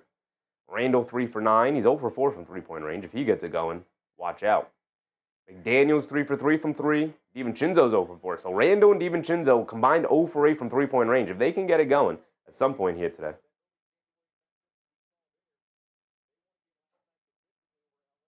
Bernard Johnson, what's up, Bernard? Let's go Suns. Yes, sir. Yes, sir. Here we go. We're back into it.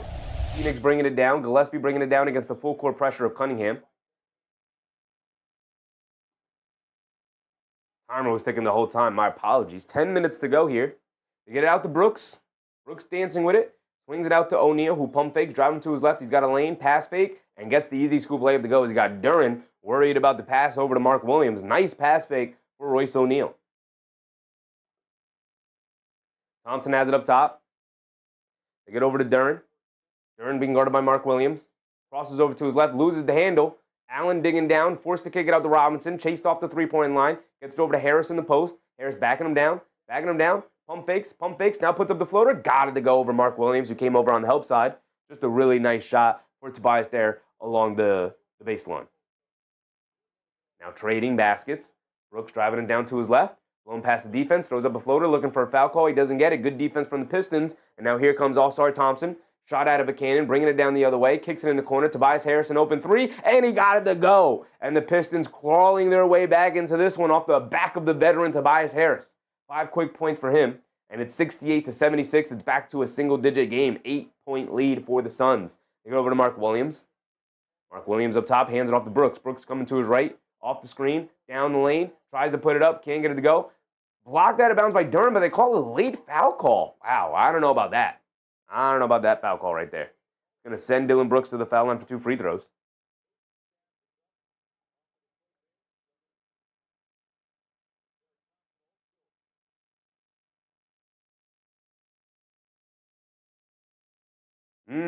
That's a foul on Ausar Thompson. Reaching in at the last second there. It's not a foul on Duren, who got to clean up top, and it looked like he got to clean up top. I will say, Ausar Thompson made contact with Dillon Brooks' hand as Brooks misses the first free throw. Maybe ball don't lie. Thompson made contact with Brooks' hand as he was going up for on the drive towards the basket. To me, hand is part of the ball. But they give him the foul call.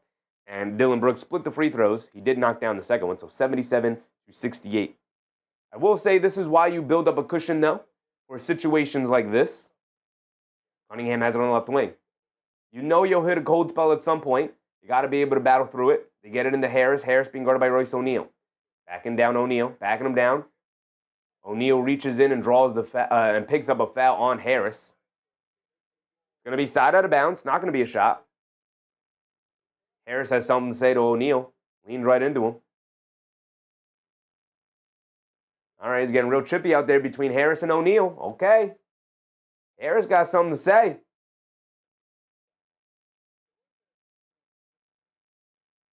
Dillon Brooks guarding Cunningham. They get it into Cunningham. Knocked out of bounds by Brooks. Suns Gen said they're eating Gillespie up tonight. Yeah, you really want Gillespie out there for his offense, but he can't survive defensively against this team. Against most teams. The issue with Gillespie. Thompson driving to his right, cross-court pass to Harris, extra pass to Cunningham. He's going to fire up another three. He's going to miss another three. Long rebound. Brooks knocks it away from Duren, and O'Neal leaves it off for Allen. Now over to Gillespie. Pump fakes. Driving to his right. Euro steps. Kicks it out to Brooks. Brooks swings through to his right. Down the lane. Scoop play with his left hand. Can't get it to go. Duren rips down a rebound. Gillespie did a bad job of relocating there. Didn't space the court properly. And Cunningham just blows past the defense against a one-handed slam. And another timeout for the Phoenix Suns as the lead is down to 7 now with 8 minutes to go here in the third quarter. Bad job by Royce O'Neal stopping the ball. Just never got in his way. Cunningham just easily blew past him for the easy dunk. Gento said, respect your grind. You'll blow up. Appreciate you, brother. Appreciate you. We just hanging out watching some basketball. That's all we're doing.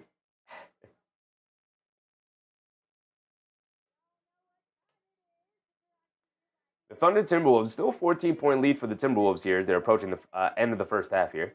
Durston, what's up, Durston? Looking suave today. Appreciate you. Got to have fun during non-Knicks games because I'm not giving the Knicks the fun outfits until they pull themselves out of the gutter. Now, they've won 4 in a row, so they're on their way. They're on their way. But I want to wait until that back-to-back early February here in another week or so. They have a back-to-back series against the It's not back-to-back games, but they have one game against the Celtics and then immediately have another game against the Pistons. So those two games against the top two teams in the East, technically, in terms of seeding, are going to be huge for the Knicks in terms of how they compete, and they have to at least split them. Got to win at least one of those. If not, obviously win both. Tyler's Culberson, what's up, Tyler? Suns probably win. I don't know about that, brother. I don't know about that. No Devin Booker. No Jalen Green. A lot of Dylan Brooks. He was awesome in the first half, but it's a 48-minute game, not a 24 one. And it's already back down to 7 here.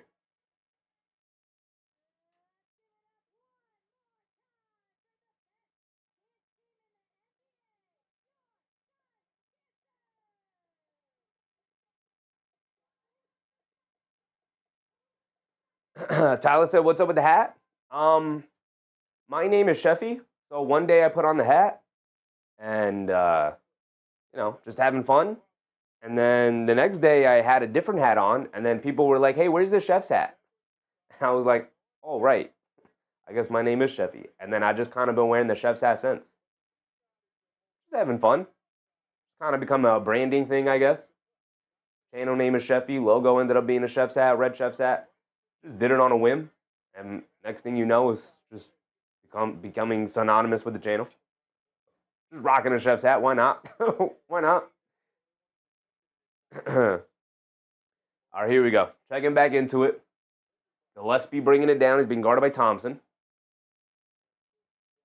They get it over to Grayson Allen. Grayson Allen swings through to his left, steps back, pump fakes, gets it over to Gillespie. Gillespie pump fakes, coming to his left, leaves it off for Mark Williams down the lane, gets stripped. Duncan Robinson picks it up, and quick outlet to Cunningham. Cunningham hesitates, driving it down, spins to his right, in the lane, throws up the easy floater, got it to go, and Cade Cunningham dragging. Cade Cunningham and Tobias Harris dragging the team back into this one tonight. It's a 5-point game.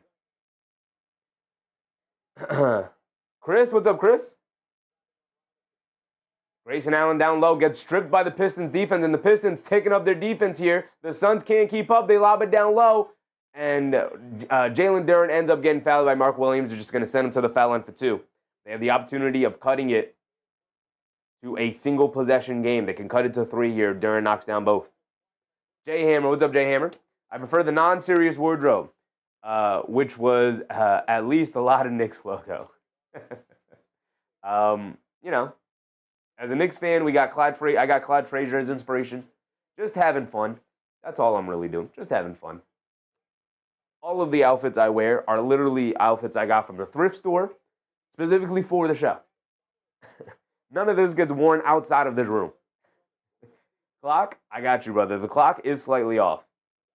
So we're going to start it back up in about 20 seconds. Duren knocks down his first free throw. He's got another one coming. Thurston said, got to give that Fitbit some rest before the next Knicks game. Duren knocks down both, and it's a single possession game. A 20-5 run for the Pistons in this quarter, man. Oof. 7 minutes to go. Grayson Allen has it up top, being guarded by Thompson. Dancing with it. Thompson knocks the ball loose. Grayson Allen saves it over to Iguodala. Back to Allen. Allen putting his head down, attacking, stops, spins, out to Iguodala. Shot clock winding down. Back to Allen. Kicks it out to O'Neal. O'Neal's got a fire at the buzzer. Can't get it to go. Good boxing out from the Pistons. Excellent defense yet again. And now here comes Jaylen Duren bringing it down as we're approaching the halfway point of the quarter. They lob it over the top to Cunningham. Catches, sets his feet, stops, turns, flips it up with the right hand. He can't get it to go. Battle for the rebound. Knocked out of bounds. They're going to give it back to the Phoenix Suns. Suns Jen said, that's amazing. Respect for the costuming. I mean, you go to the thrift store, you see what they got. You see something funky. If it fits you, you bring it home with you. Nice and cheap. A couple bucks here and there, Every now and again you go, you see what they got. Have some fun with it. Again, none of this leaves this room. So the funkier, the more I'm more inclined to get it. Tyler said, it's sick, bro. Just asking. I rock with it. I mean, we're just having fun. It's silly. It's silly to go live and commentate over basketball games. This is a silly way to get content going. I didn't even mean for this to happen. I was just practicing production skills after I graduated college during the pandemic. There was nothing to do. And then it just continued to snowball into this. So, leaning into it. Why not? It's fun. Cross signal. What's up, cross signal? He said, go Suns. Yes, sir. Yes, sir. Got to root for the Suns. Dillon Brooks trying to drive it down. Thompson knocks it out of his hands, but Brooks able to recover it and then gets fouled by Cunningham.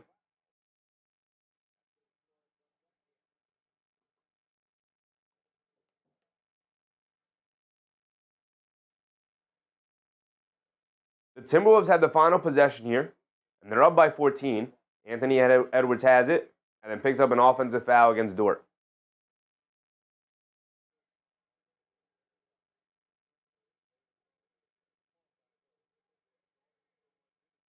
So a couple substitutions here for both sides. Halfway through this quarter, 6 minutes to go. Justice's dad. What's up, Justice's dad? You get it into Grayson Allen. He fires a deep three. Can't get it to go. Long rebound. Dillon Brooks chases it down. Pass fake. Goes along the baseline. Gets caught in the air. Kicks out to Grayson Allen. Another one. And he does get that one to go down. Give him enough looks, and he'll get him to go down. Back to a 6-point lead for the Suns. A little bit of breathing space. Cunningham bringing it down. He's feeling himself. Some fancy dribbling down the lane. Puts up the floater. Draws the foul. He's going to the foul line for 2. He's feeling himself right now. Between the legs, dribbling all the way down the court.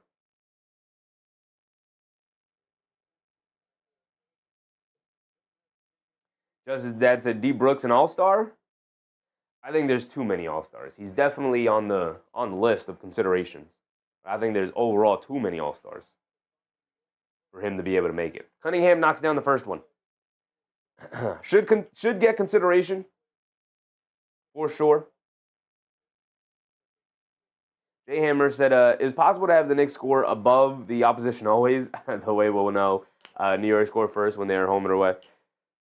Yeah, I mean, that is the goal of basketball games. Score more than your opponent.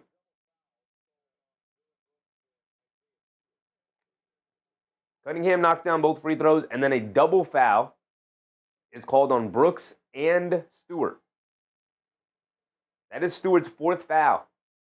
It's a big foul for the Pistons.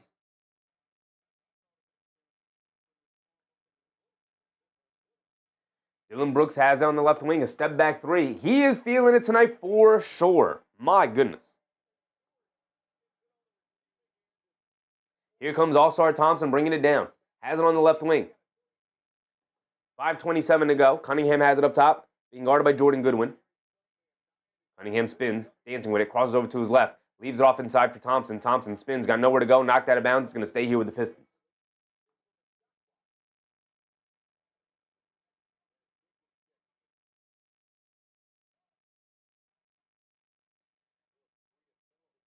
Suns Gen said, how can they put Brooks in but not Book? I think they put Book in. I think if the Phoenix Suns make it, if a Suns player makes it, I think it's going to be Devin Booker. Number one, he's got the name recognition anyway. Right? I think that also plays a bit of a factor. He's got the star power. Dillon Brooks should definitely receive high consideration, though, for sure. They get it into Holland. Holland leaves it off for Cunningham. He just heaves up the right corner 3. He comes up short. Battle for the rebound. And a loose ball foul on Iguodaro.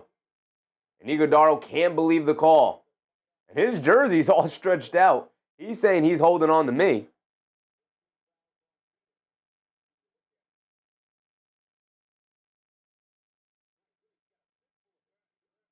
Oh, man, if I'm Jordan All, I'm seriously considering using a challenge there. This is going to send Isaiah Stewart to the foul line for 2.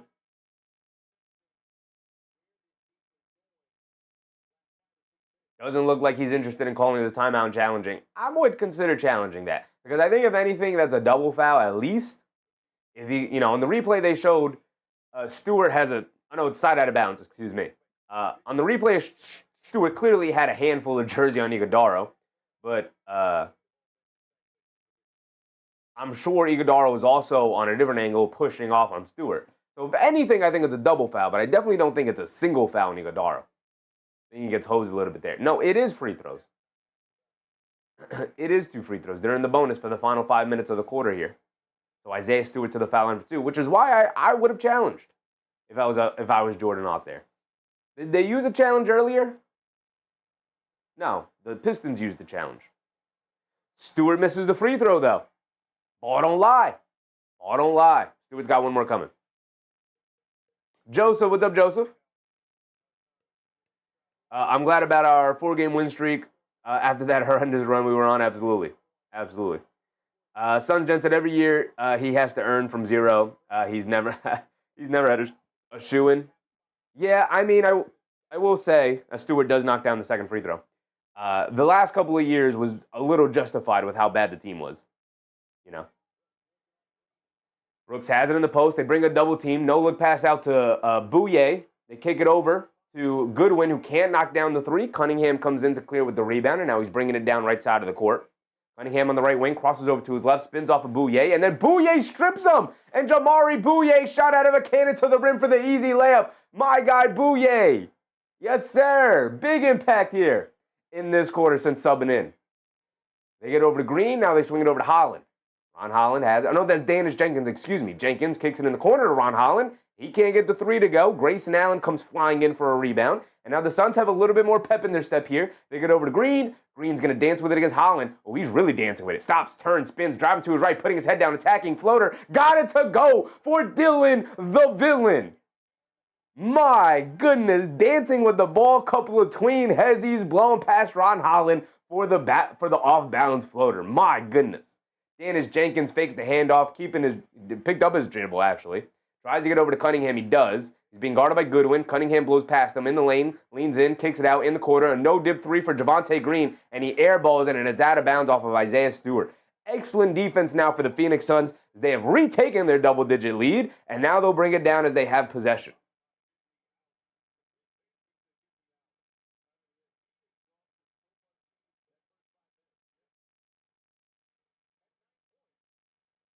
Jamari Bouye has it up top, being guarded by Jenkins. They get it over to Brooks. Brooks driving it down, leans in, pump fakes, puts up the floater, can't get it to go, but draws the foul. And yeah, now he's eyeing down Javonte Green. You can't guard me, brother. You can't talk trash to me. You can't talk trash to me, not on tonight.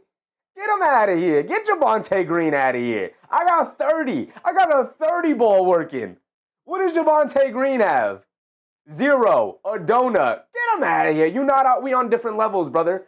Come see me during the All-Star game. Oh, that's right. You're not going to be there. Get him out of here. Get Javonte. Don't be staring me down. I'm Dylan the villain. Get him out of here. Suns Jets said Jordan Knox substitution master. I do love his substitution. I do love his game planning and whatnot. Dylan Brooks misses a free throw. You can't be missing free throws, brother. We got to knock these down. I'm rooting for you here tonight, brother. You're hooping. You're hooping. Suns Jen said Suns respect no one, as they should. As they should. Dylan Brooks does knock down the second free throw at least. 11-point lead for the Suns. Slowly building it back up. Here comes Jenkins, right side of the court, being guarded by Bouye. A step back 3 for Jenkins. Comes up short. Careens off the side of the rim. Dylan Brooks steals the rebound from Harris. Harris was boxing him out, had good positioning, and Dylan Brooks just reaches around and pulls the ball away from him. Allen has it on the right wing, pulling up 3 off the screen, comes up short, long rebound, bounces in the air, and Harris pulls it out. 3 minutes to go. Jenkins has it up top, being guarded by Bouye. They get it over to Harris. Harris, high post, being guarded by Goodwin. Backing him down. Fall away baseline jumper. Can't get it to go. Battle for the rebound. Iguodaro knocks it out to Bouye. Bouye quick outlet to Allen. Allen bringing it down. Has it on the right wing. They're trying to get it to Brooks. They get it to Brooks. He's being guarded by Green. They kick it out to Allen. Extra pass. Bouye lines up. A left wing 3. Line me up. Can't get it to go. Bouye, I'm rooting for you. They kick it out to Allen. Off the rebound from Iguodaro. They kick it out to Brooks. And of course, Dylan Brooks knocked me down again, brother. 14-point lead for the Suns. Built it all the way back up. Pulling it out of the mud here tonight. Jenkins crosses over, coming to his left. Has it in the mid-range, leaning in. Nash dribble under the basket to kick it up top to Holland. Holland driving it down, kicks it out to Green. Green back out to Holland. Holland has it up top, being guarded by Grayson Allen. Kicks it over to Jenkins. Jenkins driving to his right, past Bouye. Puts up the floater, can't get it to go. Battle for the rebound. Brooks pulls it out. Dylan Brooks. He's making me a fan. I've been a fan, actually. But I'm even a bigger fan of his game here tonight. Dance with it, Brooks. They get it back to him. 2 minutes to go in the quarter. Brooks being guarded by Ron Holland. He's abused him all night. He said, bring it here. ISO. Give me the Kobe. Leaning in. Draws the foul. Yes, sir. Yes, sir. And he's talking back to Ron Holland. You can't guard me, brother. You can't guard me. I'm putting up a 30 ball. All-star me. He says, Sheffy talking down to my name. I'm not going to be an all-star this year. All-star me right now. Put me in the game, coach. Will Money, what's up, Will? Has Jaden Ivey played at all? He played like 6 minutes in the first half and didn't do anything.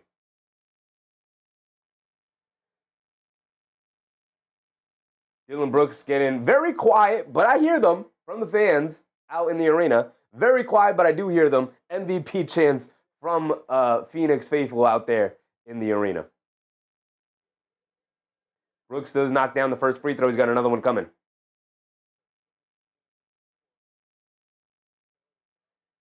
Dillon Brooks knocks down both free throws. And just like that, lead back to 16. 38, a career high for Dillon. I was right. This is a career game for Dillon Brooks. I knew my eyes were not deceiving me. I pay attention to what goes on around the league. I ain't never seen Dillon Brooks act like this before. He's had great games this season. Not like this. The Pistons miss a three, but they do grab the offensive rebound. Harris kicks it over to Green. They get it down low to Stewart. And Iguodala pulls the chair off of Stewart, but they hit him with a foul call. I don't know about that. That's just an old school move from Oso Iguodala pulling the chair out from Isaiah Stewart there.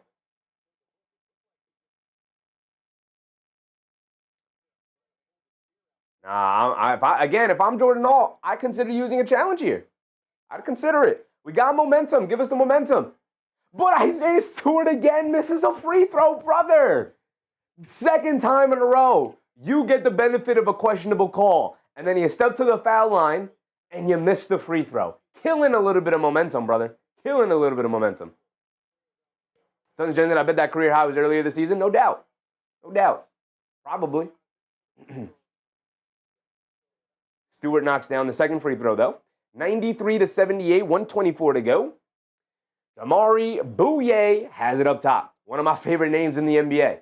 Bouye dancing with it around a Brooks screen. They get it to Brooks. He's being guarded by Holland. He has abused this matchup all night.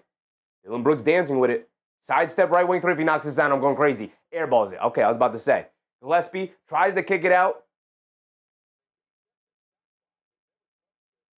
A bad pass, but the whistle was blown. What was the call? T-Wolves up 13 at half, just as dead. Yes, sir. Yes, sir. We will go around the league at the end of the quarter here. We only got a minute left here in this third quarter.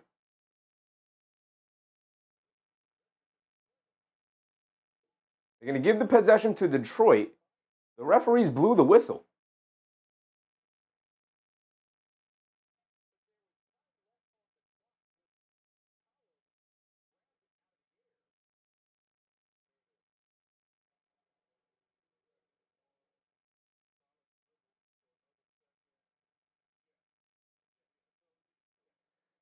So the referees blew the whistle because the shot clock reset, even though it was an air ball and it shouldn't have reset. But the Pistons got the steal anyways. They jumped the passing lane. So they're just going to reward the Pistons with the ball and call it a shot clock violation. Harris has it up top, being guarded by Dunn. Coming to his left off the Stewart screen, driving it down, kicks it in the corner to Holland. Back up top to Jenkins. Jenkins dancing with it. Jamari Bouye picks his pocket. That's my guy. Jamari Bouye, man. That is my guy. They hand it off to Dillon Brooks, coming to his right. Swing pass out to Gillespie, a three. He lines it up. Too strong, can't get it to go. Barely grazes the rim. And now here comes Harris, bringing it down the other way. 30 seconds to go. Picked up by Dillon Brooks. Picks up his handle. He's got nowhere to go. Excellent denial defense. They get it out to Danish Jenkins, being guarded by Bouye. Spinning to his right, down the lane, pump fake, spins, gets caught in the air, kicks out to Holland, catches it on the run, down the lane, kicks it back out. Harris, a right corner three off balance, and he splashes it, nothing but net. And then he's got something to say to the Suns bench on his way back down the court. And Bouye will bring it down the other way. Back down to 12. Big time shot for Tobias Harris, though. Bouye has it up top. Tagging to his left. Dancing with it. Coming to his right. Spinning to his left. Shot clock winding down. Steps back. Fall away jumper. Can't get it to go. Good defense from Ron Holland there. And that will be the end of the third quarter. Going into the fourth. 12-point lead for the Phoenix Suns. Throw 12 minutes up on the clock. May the best team win. Let's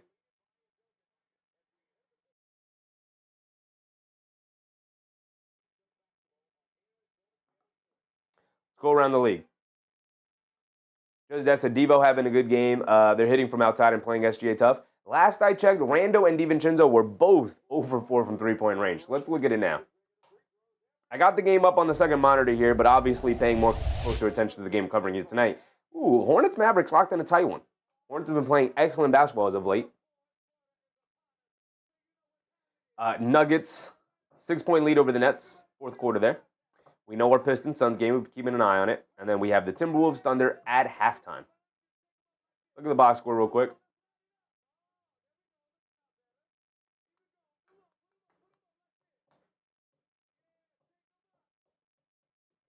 Yeah, Randall's 0 for 4. DiVincenzo's 0 for 4. Edwards is 3 for 6. McDaniels is 3 for 3. Naj Reid off the bench is 3 for 5. So everybody's hit a 3 except for their marksman, Ponce DiVincenzo, and their second best player, Julius Randle, is their combined 0 for 4. If those guys get it going,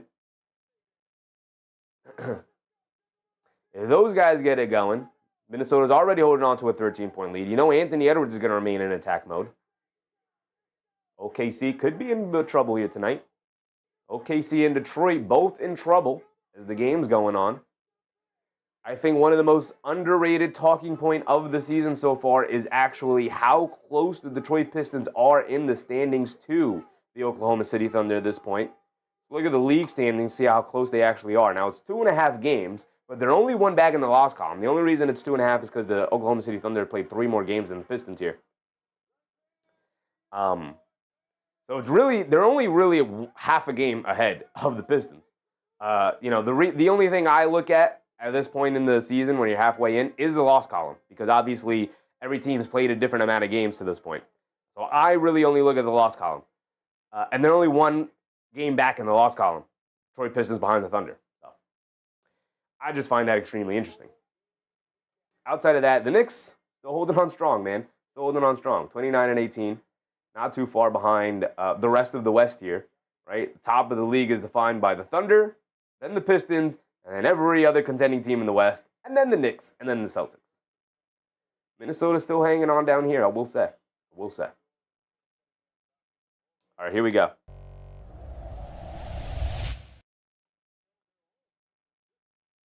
Start of the fourth quarter, here we go, y'all. Jamari Bouye has it up top, coming to his left off the Iguodala handoff. They kick it out to Livers. They swing it out to Gillespie, pump fakes, driving it down to his left, pump fake, spins, got nowhere to go, kicks out to Livers. Livers pulls it back, gets it over to Gillespie, a straightaway 3, pretty deep, comes up short, battle for the rebound. Stewart pulls it out, and now here comes Dennis Jenkins, hit ahead to Cunningham, down the lane, ball knocked out of his hands. He picks it up, puts up the floater, can't get it to go, takes an awkward fall. He's slow to get up. Here comes Ryan Dunn the other way, spins to his lefty layup, can't get it to go. That's not a good shot for Ryan Dunn. Hit ahead to Cunningham, left wing 3, throws up an air ball, and Jamari Bouye picks up the rebound. And Bouye bringing it down. That's going to slow it down. Smart move. I like that. Bouye has it on the left wing. He's going to attack Dennis Jenkins. Shovels it out to Iguodala, swings it over to Gillespie. Gillespie coming to his left, off the Iguodala screen, throws a bad pass to Iguodala. He did not roll all the way to the basket and easily picked off by Stewart. Ball just fell into his hands. Pass was overthrown. They get over to Stewart. Stewart backing down Iguodala, knocks the ball out of his hands out to Duren. They're going to the double big lineup with Duren and Stewart in the game. Cunningham a fall away mid, he can't get it to go, and the Cunningham jumper seemingly betraying him after that first half. And then a turnover by the Suns, as Livers was not keeping his eye on the ball. They tried to throw a hit-ahead pass to Livers, and it just hits him in the back, in the shoulder area, and it goes out of bounds. Jordan Goodwin and Mark Williams checking back in. They need Mark Williams in the game as they're going to the double bigs here. Smart move. Smart move from Jordan Alt. Cunningham has it up top, being guarded by Livers. Coming to his left off the Duren screen. Cunningham down the lane, throws up the floater. Off the back rim, can't get it to go. Long rebound. Cunningham able to grab it. Kicks it out to Duncan Robinson on the relocation 3. Off the back rim, can't get it to go. Dennis Jenkins, the offensive rebound. Back out to Robinson. They run him off the line. He puts up the floater, and he gets it to go down. Better than him taking another 3, though, I will say. Good defense from the Suns, but you got to end the defensive possession with a rebound. And here comes Gillespie bringing it down the other way. Gillespie up top, coming to his right, coming off a double screen. Pulls it back, gets it out to Iguodala, back to Gillespie, another 3 for him, and this time he knocks it down. Colin Gillespie Had an open look before and missed it. This one didn't hesitate and knocked it down. Cunningham on the right wing, crosses over to his left down the lane, leans in, tries to kick it out. Excellent defense from Gillespie and a bad pass from Cunningham, but the ball finds its way back to Cunningham. Step back three for Duncan Robinson. He comes up short. Battle for the rebound, knocked out of the hands of Stewart. And now here comes Gillespie bringing it down the other way. Gillespie cross-court pass to Dunn, leaves it back off to Gillespie, catches, and a moving screen on Iguodaro. Not Ryan Dunn, on Iguodaro. As he tried to throw the handoff back to Gillespie. 5 fouls on Ausar Iguodaro. Mark Williams was ready to check into the game anyway.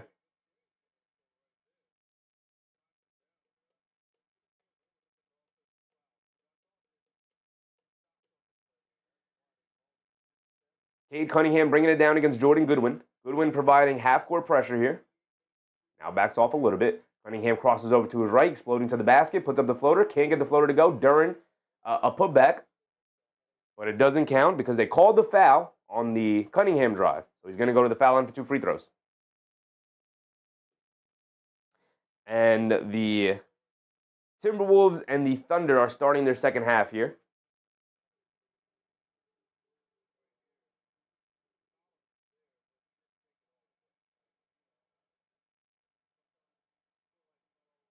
Cade Cunningham knocks down the first free throw. He's got another one coming.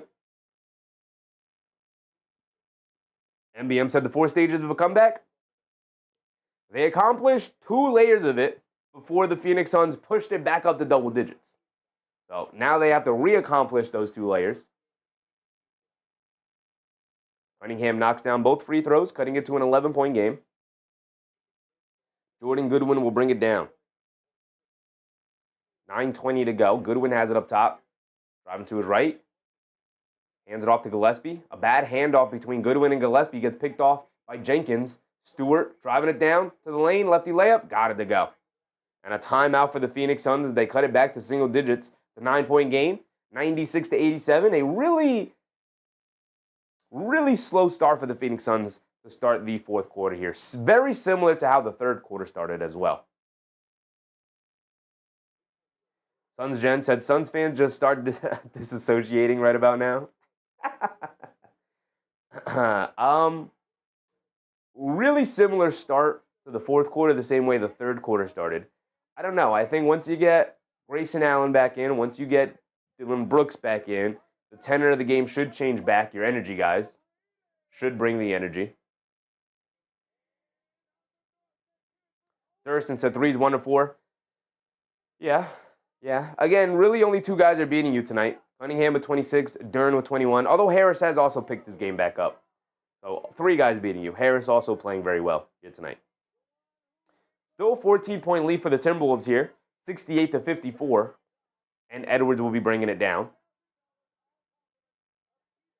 DiVincenzo with 3. You're finally going to knock one down. There you go. All he needed was for me to watch the game. Dante knocks down his first 3 of the game. Unless he hit one sometime in the third quarter here. Though I don't think so. And they've taken a 17-point lead. Suns Gen said Gillespie is just a mess today. A little bit.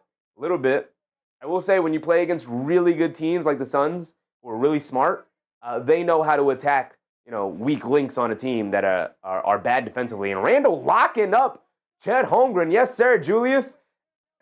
And then Jaden McDaniels, big one-handed slam out on the break for a 19-point lead over the defending champs.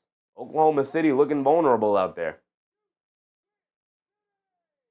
Antonio Hutchinson. What's up, Antonio?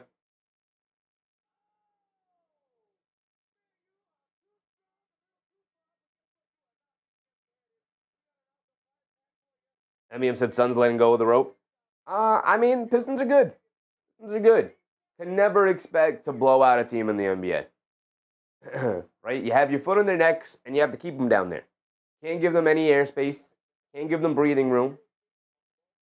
Can't trust that they'll just lie there and roll over and wave the white flag. They're gonna fight back, especially a team as good as the Pistons. They're gonna fight back. They got to run in them. How you respond, right? Similar thing happened in the third. They cut it to 3. They cut a 14-point lead down to 3. 15-point lead. They at one point they had a 15-point lead in the third, and the Pistons immediately cut it down. And it was a 3-point game at one point, and then the Suns went crazy again, led by Dillon Brooks. He's going to have to do something similar here in the fourth quarter. This is what stars do. If you want to be a star, Dillon Brooks, this is what you got to do. Got 38 points tonight. He's going to have to go off for a 40 ball. Here we go. 9 minutes to go. Gillespie bringing it. Oh, Grayson Allen, bringing it down. Allen kicks it out to O'Neal. Royce O'Neal kicks it out to Allen. Allen driving to his left to the basket, kicks it out to Gillespie. A right wing three for Gillespie. Comes up short, can't get it to go. Battle on the glass for the rebound. Duncan Robinson pulls it out. Now here comes Dennis Jenkins, full head of steam to the rim. Layup. Can't get it to go. Looking for a foul call. He doesn't get it. He was looking for the contact. And now here comes Gillespie. Leaves it off for O'Neal. Pump fakes. Takes it out to Allen. Allen coming to his left. Full head of steam, driving it down. Puts it up off glass. Can't get it to go, but he does draw the foul. And just like you were saying, Suns Gen, that the Pistons have been picking on Gillespie here tonight, the Suns are picking on Dennis Jenkins. Grayson Allen, Dillon Brooks, even Gillespie. They see Dennis Jenkins on him. They're like, taking him right to the rim. Don't care. And I don't even think Dennis Jenkins is that bad of a defender. But he's smaller than them, and they're saying, all right, I'm taking you. I'm taking you to the rim. Doing what I want. Grayson Allen knocks down the first free throw. He's got another one coming. SGA steps back for a three, and he gets it to go. Just that said, Pistons going to make this close or what? I fully expect this to be under 10, under 3 minutes to go, and the Pistons are going to have a little bit of momentum, and the Suns are going to be on their back foot. But I'm hoping the Suns are going to be able to pull off this victory. Cunningham has it up top after Allen knocked down both, and then Jaylen Duren tried to shuffle a pass down low to Stewart, gets knocked out of the air by O'Neal. Good hands from him. 8:16 to go.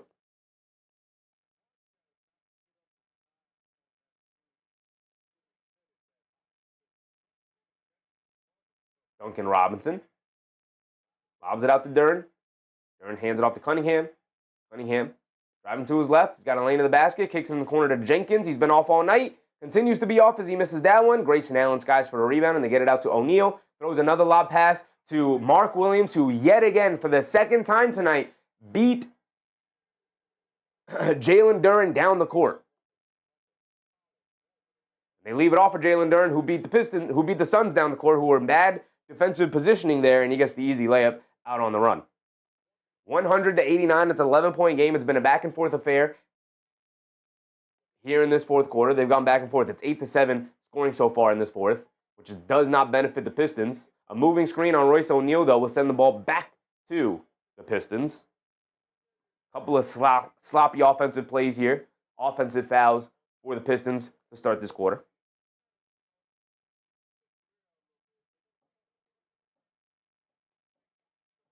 MBMson don't got that walk down ability in them. We will see. We will see. Cade Cunningham bringing it down against Goodwin. 7:30 to go here in this fourth quarter.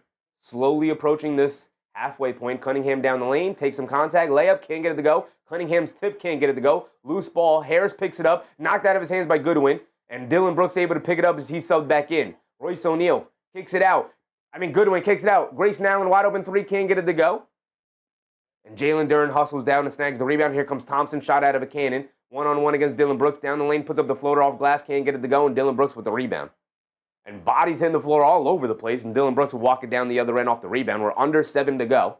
Brooks has it up top, holding on to an 11-point lead here for the Suns. Brooks with 38 points. Dance with it against Duncan Robinson. Brooks driving to his left, leans in, step back, mid-range jumper, comes up short. Snap, fighting for the rebound, knocked out of bounds by Duren. It's going to stay here with the Suns. 6:40 to go. And every minute that ticks off of the clock is a minute closer to victory for the Phoenix Suns here. Holding on to this 11-point lead. They get it into Royce O'Neal. O'Neal coming to his right. Duncan Robinson hits the floor trying to draw an offensive foul. He doesn't get it. They get it out to Goodwin. Goodwin shuffles it over to O'Neal. O'Neal right corner three, and he rattles it in. A back-breaking shot for the Detroit Pistons trying to battle back into this one. 14-point lead for the Suns. Cunningham has it up top, dancing around the screen. He's going to put up a straightaway three. He's going to not miss it off the back rim. And Goodwin with the long rebound, bringing it down the other way. Don't love that shot from Cade Cunningham. Settling, not wanting to get into the paint. Goodwin crosses over to his right, down the lane, against Duren, gets blocked by Duren. Goodwin chases down the loose ball, kicks it out to Dillon Brooks. He's going to line up a left wing three. Give me the 40 ball. He can't get it. Duren with the rebound out to Cunningham. Cunningham bringing it down, getting fancy with his ball handling down the lane. Leaves it off, gets knocked out of the air. Thompson picks it up, tries the power dribble, steps through, loses the handle on the ball. And Cade Cunningham getting a little too sloppy with the ball. You got to get a basket there for your team. Dillon Brooks down the lane, gets the scoop layup. Give me a first career 40-point game for Dillon Brooks. You love to say it. Taking it right to the East-leading Detroit Pistons. They got no answers for Dillon Brooks tonight. All those wing defenders that Detroit has, they get 50 balled by Kawhi Leonard earlier in the year. They get 40 balled by Dillon Brooks here. 5:40 to go. Pistons full timeouts are now down by 16 yet again. Antonio Hutchinson said, I need Cade for one more assist and Murray for 2 more points. This is crazy. I mean, Cade probably going to get 1 more assist. He's sitting with 26 points, 3 rebounds, 7 assists. He's 8 for 22 from the floor, though. Not great efficiency. Not great efficiency yet again. I will say, I don't think he's turned the ball over a ton today, though. That's a good sign. Cade Cunningham with only 2 turnovers? Only 2 turnovers tonight. Something he struggles with, something I kill him with, and will always kill him with until he gets that down to at least around 3. Not a ton of turnovers here tonight for the Pistons. They only have 9 turnovers, and the Suns have 12. With that 3-point shooting, 14 made threes for the Phoenix Suns, and only 6 for the Pistons. Something that I think is going to come back to bite them in the playoffs. For sure. And the Minnesota Timberwolves holding on to a 15-point lead over the Thunder here, 76-61.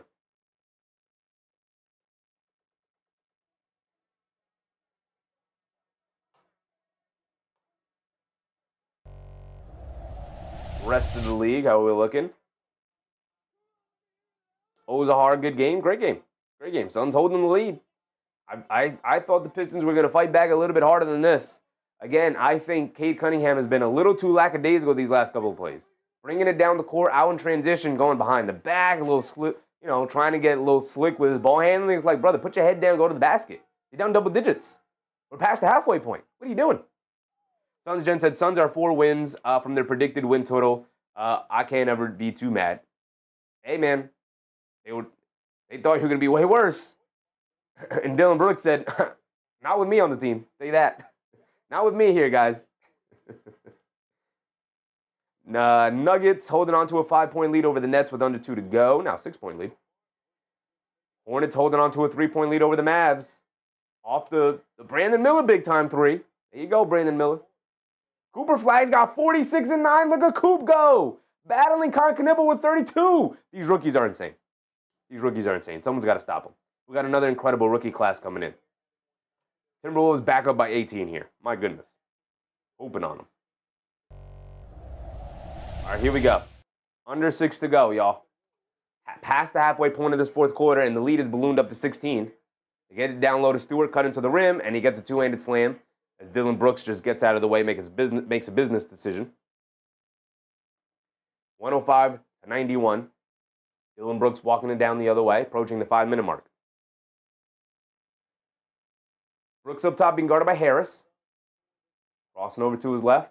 Hesitates. Driving it down. They show multiple defenders. Baseline pull-up jumper. Can't get that one to go. Dennis Jenkins with the rebound. Home run pass to Thompson. Thompson putting his head down, attacking Allen. Scoop layup with the left hand. Smokes a layup. Went way too strong for Ausar. You got to just relax, brother. You got to focus on getting the layup. Going way too fast. Grayson Allen runs right into Dennis Jenkins. He doesn't get a charge call. And then Thompson picks up a foul. And Grayson Allen signaling to Dennis Jenkins, or signaling to the official after Dennis Jenkins tried to draw the charge. Hit him with the technical flop. Hit him with the flop. This Suns team loves their trash talk. And they are backing it up here tonight. Shows that Hornets been good. They've been real good. Rob Queller. What's up, Rob? Allen, 20 points. Duren, double-double. Got it. There you go, brother. There you go.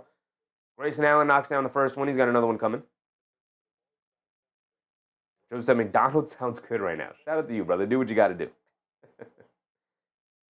Joseph said, how's the All-Star break work? Everybody gets a week off except for players named to the All-Star team, in which they got to fly to the city and participate in the events. Thompson gets it out to Duncan Robinson, left wing three, knocks it down.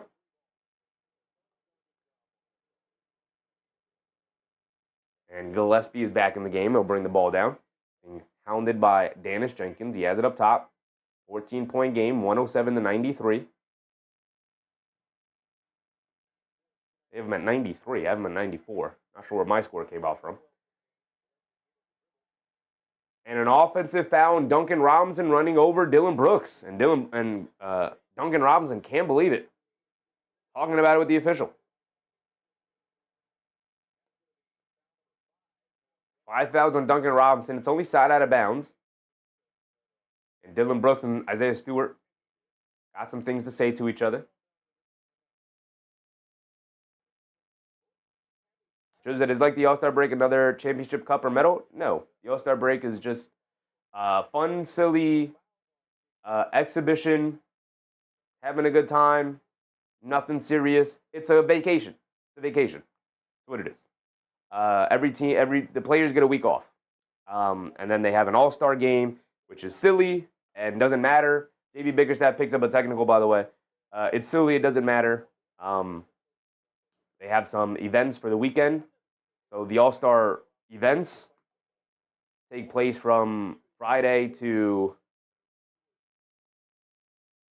They take place from Friday to Sunday, with the culminating in the all-star game on Sunday. It's not very fun anymore, because nobody really takes it seriously. And, yeah, every player gets a week off, and then after that, they'll have about 3 days off, and we'll return on like a Thursday or something. Just that said, Wolves up by 19, so both games, not great ones. I mean, I think this game's been very fun. The Suns have held control all night, but it's been tough and competitive. Grayson Allen did knock down the technical free throws, 108-93. They get it over to Stewart. Stewart down the lane, gets blocked by Dillon Brooks. And, of course, Dillon Brooks got something to say to Stewart. They swing it out. Royce O'Neal, a three. Putting the dagger in them here tonight. And a timeout for the Pistons. Dillon Brooks, a 40 ball. And the Phoenix Suns running away with it. And it's looking more and more likely like the Detroit Pistons will take a loss here tonight. Suns Gen said, did I just watch a man get a tech for pulling another man's pigtail? No. Isaiah Stewart did not pick up the technical for pulling on Dillon Brooks' hair. JB Bickerstaff, the head coach, picked up the technical for arguing with the official. Antonio Hutchinson said, is Cade still on the floor? Cade Cunningham is not in the game. He is out. He is out. And an 18-point lead has been built up by the Phoenix Suns.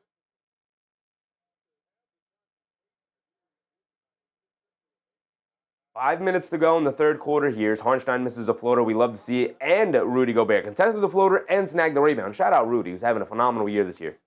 JB Bickerstaff still arguing with the official. Just kick him out. Kick him out, ref.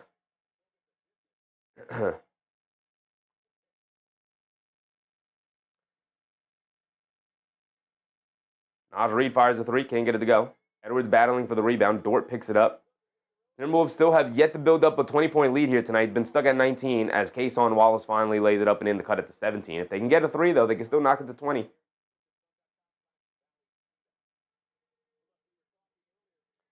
And it looks like JB Bickerstaff is also going to be waving the white flag here.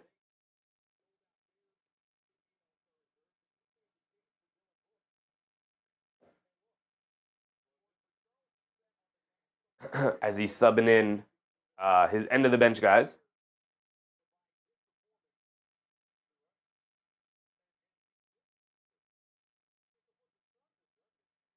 So Dennis Jenkins will bring it down. He's out there with Ron Holland, Paul Reed, Chaz Lanier, and is that Bobby Clinman? Bobby Clinman. Haven't seen Bobby Clinman play basketball at all since college. And Mark Williams says, come on, Ron Holland, get that out of here. Come on, brother. That weak layup up out of here. Dylan Brooks has it on the left wing, being guarded by Paul Reed. Brooks dancing with it. Coming to his right. Stops. Ball knocked out of his hands, but out to Gillespie, who's dancing with it himself. Tagging Ron Holland off the bounce. Kicks out to Brooks. Brooks back out to Gillespie. Gillespie pump fakes. Sidestep. Left wing three. Gillespie. Give it to him. Give it to him. 20-point lead for the Suns, and now they're just looking to embarrass and run up this score on the Detroit Pistons. Pistons only put up 93 points here tonight. That is rough. That is rough.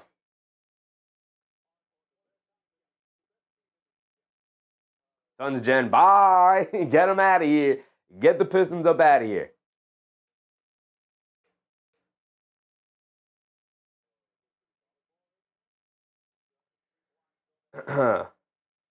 Anthony Edwards at the foul line. Misses a free throw that could have put him up 20. Brother, I'm trying. Ball out of bounds off the Thunder, though. I'm trying to get y'all up 20. Anthony Edwards is going to miss the free throw to do it. It's 86-67 with 4 minutes to go in the third. We're under 3 to go. Actually, 2:30 to go. My timer's a little bit behind here. Gillespie has it up top. It's 93-114. Gillespie dancing. We might as well stay to the end. Quick catch and fire for Grayson Allen. Comes up short. Danish Jenkins the rebound, bringing it down the other way. Swings it over to Paul Reed. Paul Reed gets fouled. Good foul. It's going to sub everybody out. And end of the bench guys coming in for Phoenix as well. Jingle Bones. What's up, Jingle Bones? They're up 21. Yes, indeed. Yes, indeed. 114-93. 21-point lead. Come on. Maluak is in the game. I really liked Maluak. Coming out of the draft.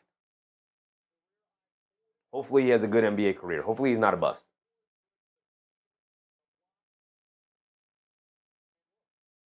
Antonio Hutchinson said, wow, 1 assist and you leave the game? They're getting blown out, brother. Maluak comes up with a block on Bobby Clement. There you go. There you go. Come on, Maluak. Yes, sir. Big come on, Maluak fan here. I love them coming out of Duke.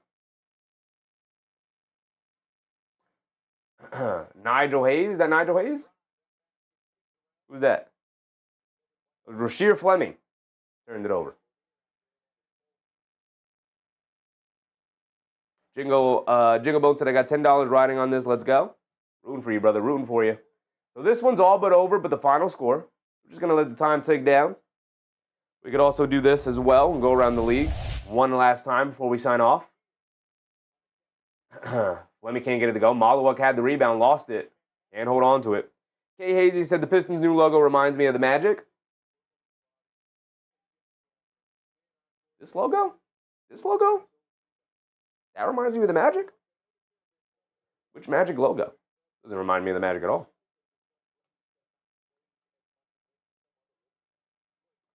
So it looks like the Nuggets are going to survive. They're up by 2 against Brooklyn here. Suns obviously putting the beat down on the Pistons. And right now the Timberwolves being down on the Thunder. Under 4 to go. They have an 18-point lead. 76ers beat the Kings tonight. Wizards beat the Bucks. Rockets beat the Hawks. Heat beat the Bulls. And the Hornets eventually pulled it off against the Mavericks, overcoming the 49-10 Cooper Flag game. You couldn't get me one more point? Bet money. I bet you $1 million Cooper Flag missed some free throws tonight. I bet you $1 million Cooper Flag missed some free throws. Cooper Flag. Take a look. Let's take a look. I'm standing in the way on purpose. Cooper Flag, 20 of 29 from the field. My goodness, 3 for 5 from 3. I bet you he missed some free throws. No, 6 for 6. Okay. You knocked down all your free throws. You just unfortunately ended the night with 49 points. Okay. Needed one more for the 50 ball. Yeah, just hand my man the Rookie of the Year trophy. And this is also, by the way, going up against another phenomenal rookie in Con Knipple, who went off for 34 tonight, 8 threes. This kid is ridiculous as well. By the way, they were both on the same college team. Insane. Suns Jen said, thanks, Chevy. It was great to hear you call a Suns game when you're not rooting against them. No, I actually very heavy in favor of the Suns here tonight because they're going up against the Pistons. Thurston said, I think you should keep streaming till Julius hits a 3. If he hits one, and TV next, then the next 3. I think we're going to sign it off because it looks like Minnesota, for the most part, they've had control of this game majority of the night. They built up a double-digit lead early, and they've been holding on to it ever since. Still pretty decent chance OKC can come back and make this one interesting, but I trust Anthony Edwards' closing ability to finish that one off. But with that being said, this final minutes of this game is going to tick off. Final score is going to be, I zoomed all the way out, my bad, 114-96.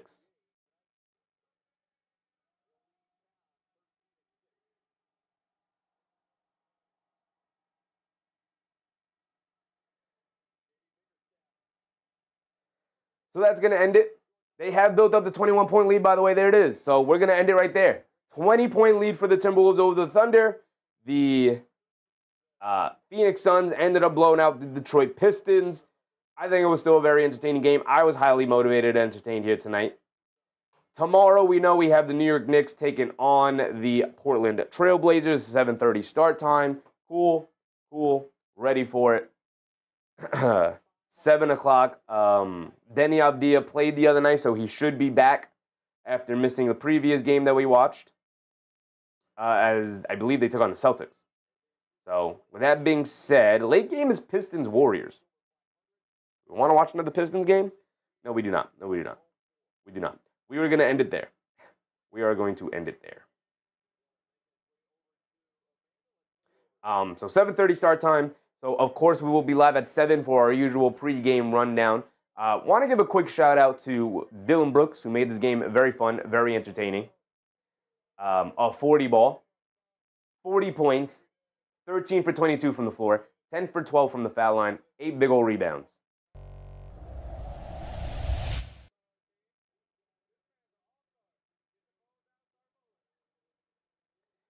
The final score ended up being 96. Let me make sure we got it correct. To 114, that's it. MBM, Bernard Johnson, Judge's Dad, K. Hazy, Ozahar, Durston, Sons Gen. Appreciate you guys, everybody, for hanging out with me here tonight. It was fun. It was a fun night. Got a good game out of it. We have the Minnesota Timberwolves taking on the Thunder, which was the game we were prepared to pivot to. I prepared for both games. We didn't need it. We didn't need to prepare for both games because this game was entertaining enough. And we will be live yet again tomorrow. Then we're going to take Saturday off, but we will be live on Sunday. We'll be live on Sunday for the Knicks taking on, I believe, the Washington Wizards. I think that's the next game they have on Sunday. Either way, we'll be live. Whoever they play, we will be live. We are rapidly approaching the end of January here, moving on into February, and hopefully we can leave a terrible January for the New York Knicks behind and start a very fruitful February. Just that's a 24-1 seems so long ago.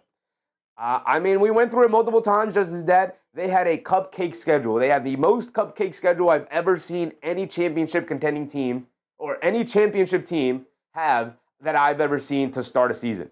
Mostly because you usually want to front load the season, at least the first 2 weeks or so, with really good games for teams going up against the championship contenders, as Anthony Edwards knocks down a 3. You want to front load the schedule so you could have teams take on the defending champions and you can put them on national TV. They just front loaded the Thunder schedule with all kinds of cupcake games, and they were easily able to build up, like you said, a 24-1 record.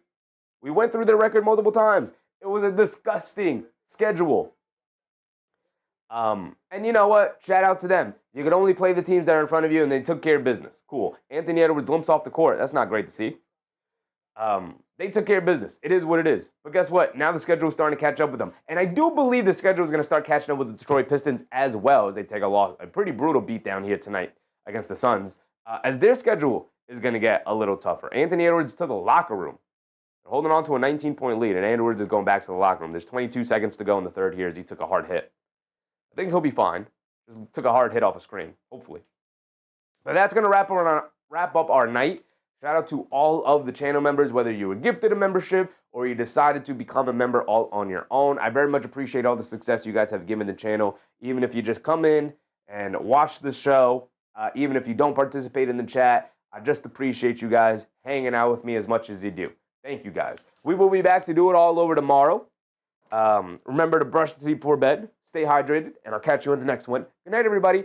Bye.